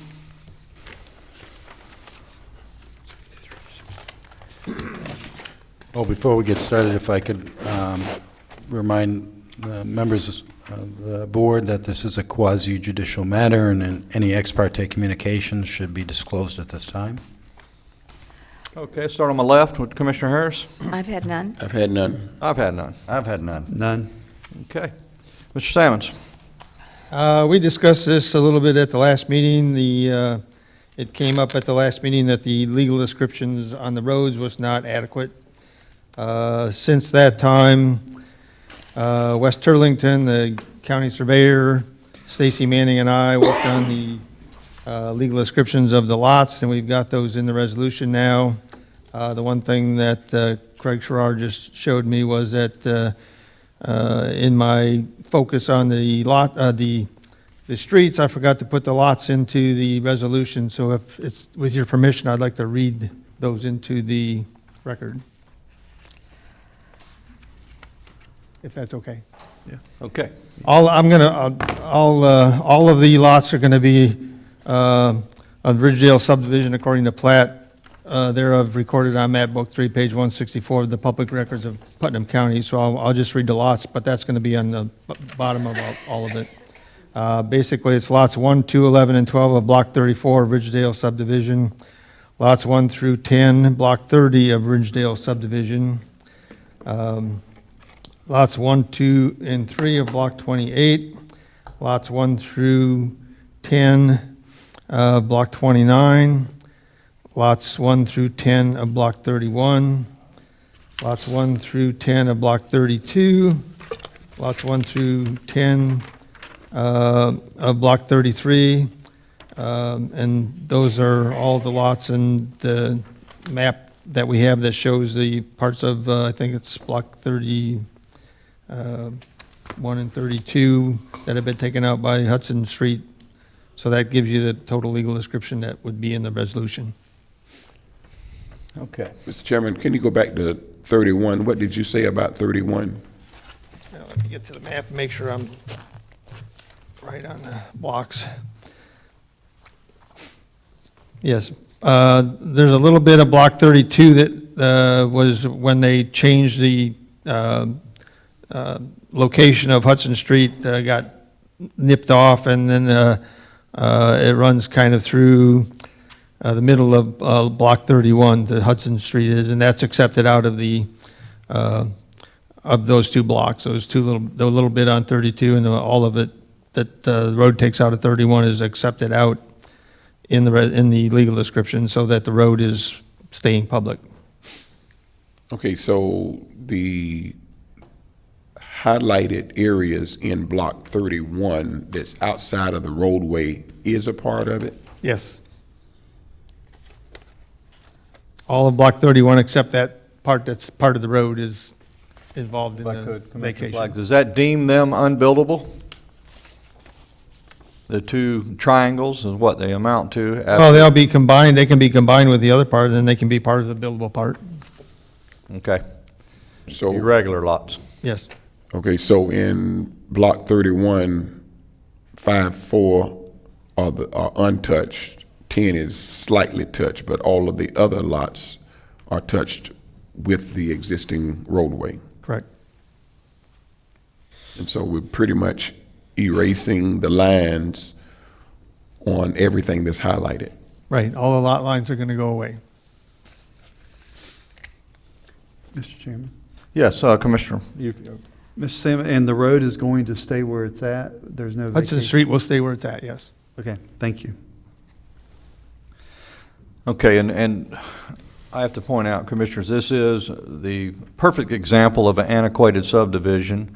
I know some of us or might be for the intent for this property or against, but that shouldn't weigh into our decision on cleaning up these lots today. As our council has stated, this is a quasi-judicial hearing, or not a hearing, but what is this? Yeah. It's a hearing. It is. It is? Okay. Yes, sir. So we're tasked with cleaning the subdivision up today and nothing else. That's correct. This is just a vacation of that subdivision. Correct. Okay. All right. Any other questions or comments from we all?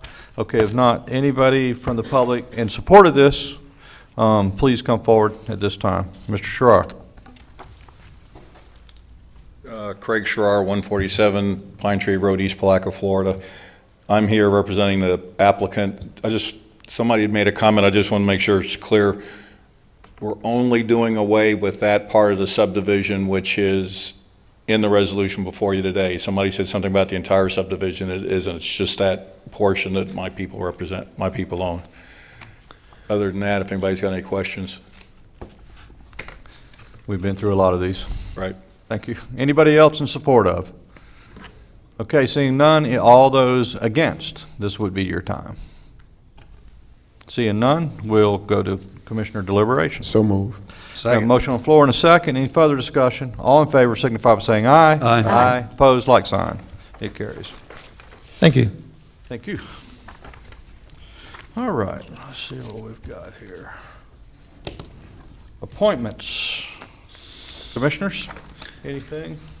On the Contractors and Building Trades Examiners Board, Mr. Annis has expressed a wish to step down, and Mr. Patrick Tripp has expressed an interest to step in. And is Mr. Tripp in the audience? Oh, there he is. He right is, there. a I've very never met him. qualified man. And That a motion? Yeah, it is a motion. Second. all right, so we got a motion and a second. And any further discussion? Y'all want to talk about Mr. Tripp? No. All in favor, signify by saying aye. Aye. Opposed, like, thank you, sir, for stepping Welcome up. aboard. Mr. Chairman, We appreciate it. Yes, sir. I have also an appointment for the at-large consumer representative on the Contractors and Building Trades Examiners Board. Yes, sir. I have a Mr. Arthur Sprague who has indicated he would love to be the consumer rep for that board, and I'd like to make that in the form of a motion. Okay. Second. Sprague, S-P-R-A-G-U-E. We have a motion and a second. Any further discussion? All in favor signify by saying aye. Aye. Opposed, like sign. Very well. Keep it rolling. What else we have? Mr. Chairman, Yes. the Affordable Housing Advocate, I'd like to appoint Mary Slaughter to that. Also a good- Second. Yep. All right, we have a motion and a second. Any further discussion? Hearing none, all in favor signify by saying aye. Aye. Aye. Thank you, Mr. Harvey. Anybody else? Okay, that's it on our appointments. Let's see, we'll go to County Administrator Rick Leary. We have a request to extend the emergency declaration resulting from Hurricane Matthew for an additional 7 days. So move. Second. A motion second, further discussion. I got lost in my motion. All in favor signify by saying aye. Aye. Opposed, like sign. I'm sorry, y'all. County Attorney, or anything else, Mr. Leary? No, sir, that's all. Okay, Thank you. County Attorney, Mr. Manning? Nothing further, unless, as you all saw, I distributed the recent judgment that we received. If there's any discussion any of you would like to have about that, otherwise I have nothing further. Okay, anything? All right. Clerk of Court, Mr. Tim Smith. Thank you, Mr. Chairman. We have no items from the clerk of the court today, but I would like to have a time at some point to say some words about Commissioner Harris before you adjourn. We're going to have some of that in just a moment. Stand by. Okay, we're going to go to Commissioners' comments now, and I'm going to lead the charge here. Commissioner Harris, meet me at the podium. It's time for a mini roast. Well, it's got to be mini. That's not funny, talking about her height on the last day. That's not funny at all. Mini roast. Gravity challenge. Don't let her stand alone, Mr. Chairman. Please call some help. Her family is here. All right. Okay. Commissioner Harris, how long has your career been in politics? 28 years. Well, with that being said, I'm going to go ahead and present you with a plaque from us, and then I'm going to take comments from individuals, which will be way more valuable than this plaque. I can guarantee you. Let's see what we got here. Wow. Oh, it's beautiful. All right. So, I'm going to read it to the audience in special appreciation and recognition of Nancy S. Harris for her dedication to the citizens of Putnam County, serving with honor and integrity as a member of this Board of County Commissioners for 16 years, presented by the Putnam County Board of County Commissioners on this 8th day of November, 2016. Thank you, Commissioner Harris.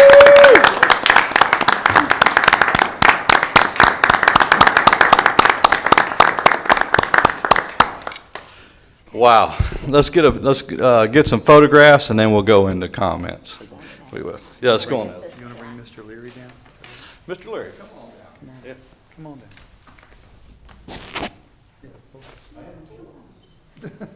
You're kind of married, something like that. You want to do it up here? We're going to do it over here. get an award, too. Hey, Yvonne, we're going to do it up here. Let's get do it. Do the family thing. My daughter Stephanie for this. What do you want us to do there? Stand right in front of us. Get right in the middle somehow. And what do y'all stand on the other side? Can you stand on this side of the wall? Sure. Let's see. Let her out. Step up a minute, Mama. Sorry. We finally got her to the front of the line. Very good. One more big smile. Congratulations. All right, who wants to start this off? Her husband. Come on. Nancy, you go ahead and have a seat. How about that? All right. And Lloyd, come on. Okay. My goodness. Set the stage. First thing I want to say is, where are we going to hang that one? My land. Tell us what it's been like to be married to someone in politics for 28 years, Mr. Harris, please. It's been good. I had to spend a lot of time away from home on the road. It's been so frustrating. People, I know her. I married her 52 years ago. And I know her to be just a fine woman. Really. Mm-hmm. Yet there are people who just refuse to believe it because she's a politician. That's right. But I kept thinking, someday it was going to pay off, with the graft and corruption. But she's never found out how to do it. It hadn't been a profitable venture. But she really has enjoyed working with all of you. And it's just, I've known Tim Smith for longer than I am old. But all of you just like real friends. And it's been a great experience. And it is the best thing that this Crescent City-born boy ever did for Putnam County, whether you know it or not, was bring her here. Because I'm proud of her. You ought to be. Absolutely. Thank you, Lloyd. Stephanie, would you like to? Please. How are you today? You got to speak on behalf of your brother also, right? This is Nancy's daughter, Stephanie Harris. Well, having a mother that's a county commissioner is, and a she's mic. also been a grandmother as a county commissioner, is a little bit different. Because while the kids would talk about going to the grandparents' house, they would say, we're going to go to Pawpaw's house, because Mom was very busy all the time. But one thing that I have two girls, and Mom has set such a wonderful example of being a strong, intelligent woman who's very competent and capable. And one time when my girls were really little, I came in and they were playing county commission meeting. Oh, man. And so I'm just real proud. I couldn't have a better mother or a better example for myself or my children. And I'm glad that she has also been mother to the county as well. So thanks, Mom. Thank you. Very much. Tim Smith? Thank you, Mr. Chairman. And Nancy mentioned 28 years, and that's about how long I've been in public service too. And so I've one of those that's had the great pleasure of sharing that time with Commissioner Harris. I always call her Mayor, Every time we see each other, it's, hey, Mayor, hello, Mayor, and that's how we address each other, because we're proud of our community service, and we always say that the government that's closest to the people is the one that's most effective, and that's what she and I have been able to experience during our blessed time to serve. But what I always think about Nancy is that what a kind person she is, and that in the whole time that I've watched her at work, I've never heard her be derogatory to someone, talk down to someone, not work hard on their behalf, and that really is a testament to her spirit, because she is a wonderful person. She's a person that I love dearly, and I am so happy and excited for her to move into this next portion of her life where that she will be able to maybe comment in ways that she hasn't been before. But I know that even if that is true, that those comments will always be positive about Putnam County, our future, and the citizens that we all know and love. And so I want to congratulate you on your 28 years of service and wish you well in the next portion of your great life, and how thankful I am to know you. Thank you, Mr. Chairman. Thank you. Mr. Leary? Thank you. Well, It won't catch you by surprise. but yeah, I'm well, full- I think Ms. Harris has served with a great deal of dignity and compassion, and I appreciate the many years that we've served together. Thank you. Thank you, Mr. Leary. Appreciate that. And, I'm going to call on anybody at this point that would like to say something. Well, you come on, Commissioner Pellicer. I was Commissioner Harris's for the last 4 years personal driver. I've hauled her to Tallahassee many times. She and I had some very interesting conversations, totally unlaw related, so y'all figure that out, but just life questions and stories. She's been a great deal to me, and I've been a great mentor in the last 4 years. I'm not going to get too mushy, but she's a very special and dear person to me. Now, I'm going to tell a cute story. I have several, but I'm only going to tell one. One short thing is, if you tell Nancy that they want to be there at 7, you tell Nancy 6. You do not give her the exact time. I learned that early on. But one of our very first meetings, when state representative and the state senator were here, and we sit in the audience and they have a town hall meeting, we were sitting across the front there, and we recognized them, they recognized us. And when they got to me, I stood up and just stuck my hand up real briefly, and I sat down. I was wearing a brand new sport coat, and as I lightly lifted my hand, I noticed that I had never removed the price tag that they stitched right in this little part of it. And I was embarrassed, and I'm keeping my arm flat on my leg like this, and I look over at Nancy, and she looks back, and I roll my arm over, and she goes, she digs down into what she calls a little home away from home, or traveling medicine box of goodies there. She's got everything in there you need just about it. You can conduct a lot of business out of that thing. She comes out with a little tiny pair of scissors, and she goes, give me your arm. So I lay my arm over on her lap, and she snip, snip, snip, snip. She gets all the tags off of me. So she's been, as Carl and I named her when we first got here, Mother Teresa. So she has a dear and dear spot to my heart, and I'm privileged that I got to serve with her for 4 years. Thank you. Thank you. Mr. Harvey. Commissioner Harris, we haven't served together that long, but I've learned a lot from you. I've learned to mellow out, and I've learned to study the issue. I've learned to be as compassionate, and that came from you. And I've watched you over the years that I've been here stand up for the people that can't stand up for themselves.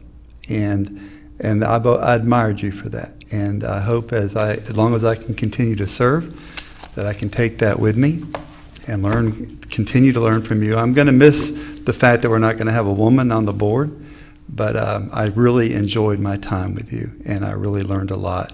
And I want to say thank you from the bottom of my heart. Commissioner Flagg. Mr. Chairman, thank you for the privilege and the pleasure. I'm just wanting to make sure that you guys don't need to serenade Pelosi and myself, because we don't know what tomorrow holds for us. But that was intended to be a little humorous. Commissioner. Commissioner Harris, it has been an honor for us to share the abilities to transition from municipal government to county government, and you certainly have played a major role in keeping a consensus-building spirit among us, and maintaining the compassion that all of our citizens expect and deserve.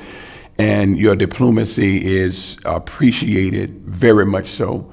The calming effect that you have brought to the table when things have become tense in our meetings, with the understanding of trying to balance the needs of the county with the needs of the citizens who have come before us. And your legacy will live on for years and years and years because of those things. And who you are is demonstrated through the vivid smile, and we know it's not just your face, it's your heart. And thank you so very much. Amen. Thank you, Commissioner Flash. Nancy, it's been a decade since I met you. It has been 10 years when I was first elected to this board, and it was a very new experience for me, and I came in not so green. I had spent time at the regional council and different boards getting ready, wanting to do this job, and I have to admit I didn't know how to do it. When I got here, we had, to boot, Herman Summers and Brad Purcell, two very strong personalities, but they were handling me where they'd start beating me up. Nancy would come to my rescue many times, and I thank you for that. I really do. And you probably don't even know you did it because you have that motherly instinct like Walton was talking about. But I have appreciated that in Tallahassee and all our travels and in our boardroom meetings for all these years. You bring something that I'm sure you don't even know. It's just instinct to a meeting. And the stuff I learned from you, the wisdom, you got me to slow down in politics. You really did. I came and I wanted to change the world overnight, kind of like I did on that last thing we did today. But you taught me to slow down and approach things a lot differently than I did 10 years ago. And I do it throughout my life, and I thank you for that. There's so many things that I can attribute to my life being more full and my going about it better because of serving with you. And from the bottom of my heart, I thank you. I really do. You've been good to me. Oh, thank you. Can we do a standing ovation, Mr. Chairman?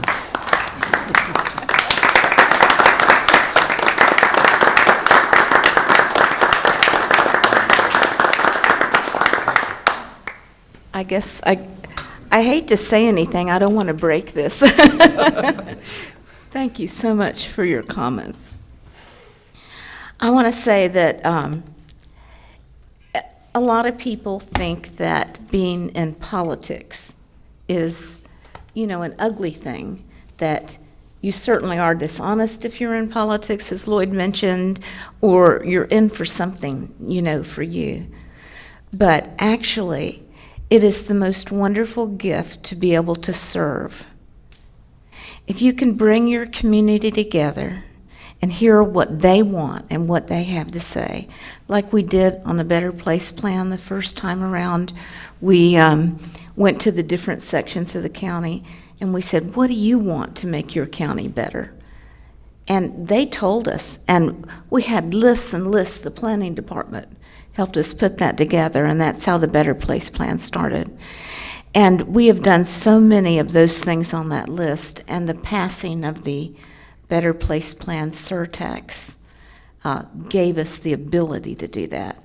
And then this last time we were able to pass it again. And I am so thrilled because before that point, we had just enough money to get by, kind of, but we could never do anything that would be great, like a senior center or a community center or expanding the libraries or paving the roads and all those things. So that's enabled us to be successful.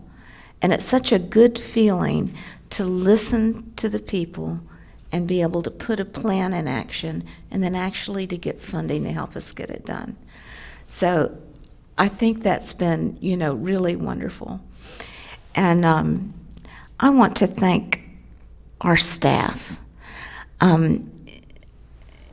Everyone that works in our office is extraordinary. They do such a good job supporting us. I don't think we give them enough recognition, and we certainly don't give them enough money that they haven't had a raise. I can't remember if we've ever given them one since I've been here, maybe at the very beginning, because we haven't had money. But it's not that we don't appreciate them. And so as people left, they had to take over and do someone else's job. So a lot of them are doing 2 jobs, and we couldn't do that without them. I want to thank each of you.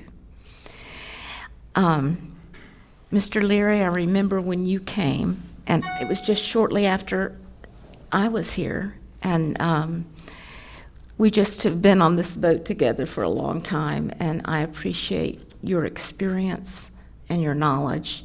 And I don't think I've ever come to you and asked a question about something that you didn't have the answer to, or you didn't get back to me really quick, or say it's in that closet or in this drawer. And but I really appreciate you and Cynthia. And Stacy, you're new, but you've become very important and very special, and I'm glad you're with the county and that you can carry on, and I've enjoyed serving on the canvassing board with you. We both have a penchant for the same kind of candy bars, and My secret. I won't tell them which kind. They feed you candy bars at the canvassing board. You're sitting there so long, and Keep it sweet. And Carl, every time I come across the Three Musketeers, I think of you. I know that's your kind. And I appreciate what you had to say. It seemed like the one thing that you mentioned was the one gift that you really have is diplomacy.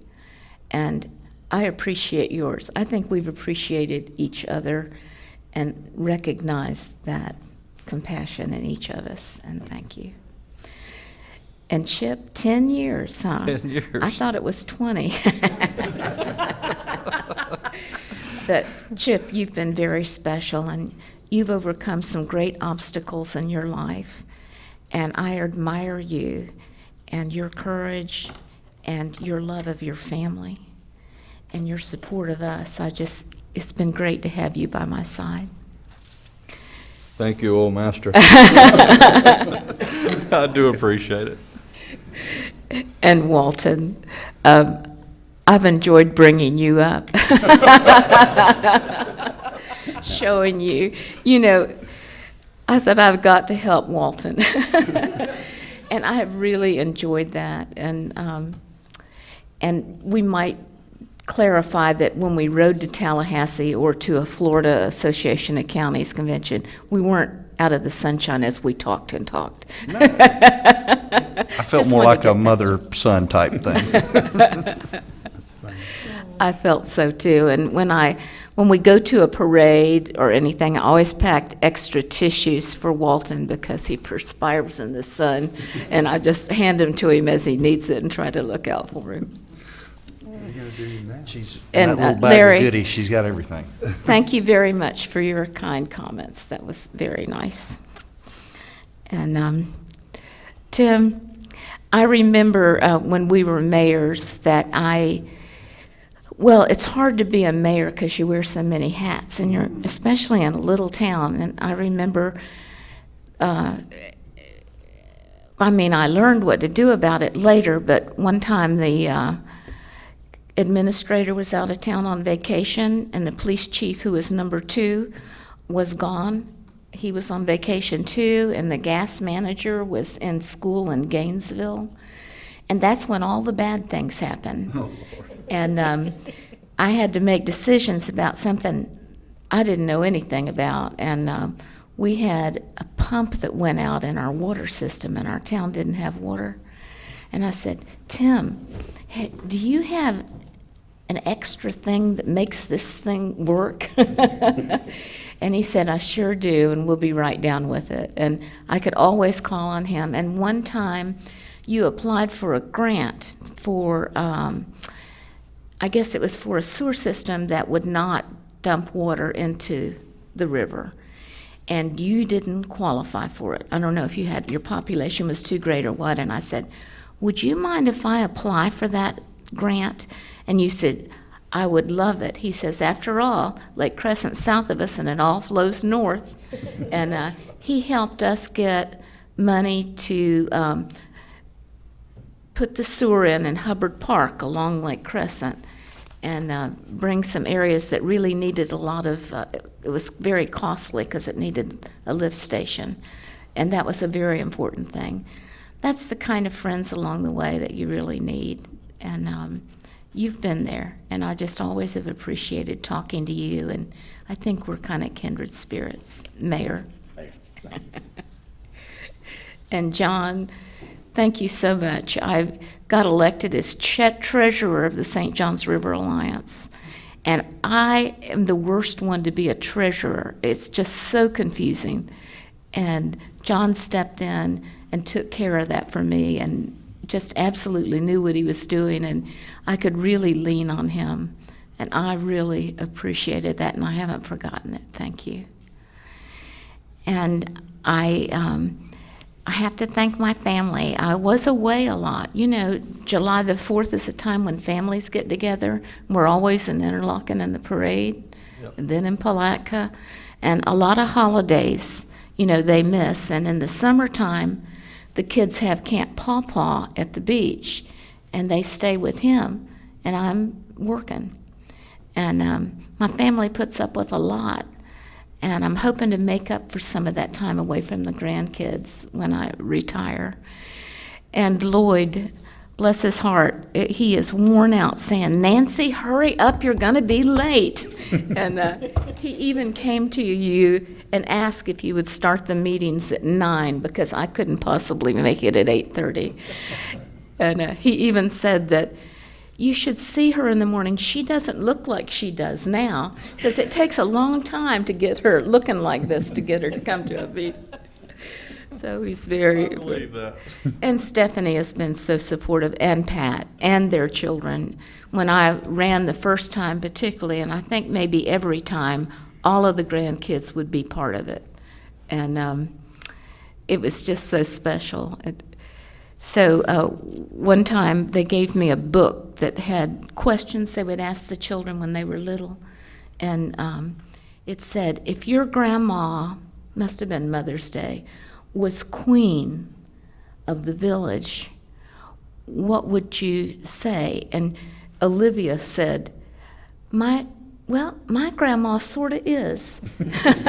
So I feel like queen of the village, and I have just truly enjoyed every minute of it, and I am so glad that I did it, and I would encourage anyone who wants to be of service, forget the word politician, and think about being a public servant, and do what you can, because the rewards are great. And I know that we can't solve all the problems, but we do try. And it's been the most wonderful experience of my life, with my family and with all we've been able to do. I thank each and every one of you, and I thank the citizens of Putnam County for allowing me to do this, giving me this chance and electing me. And it's been truly a wonderful opportunity. And thank you all so much. I won't forget this, ever.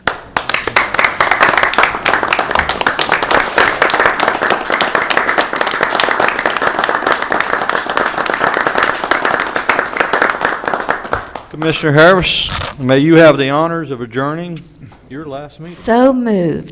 Granted. Thank you.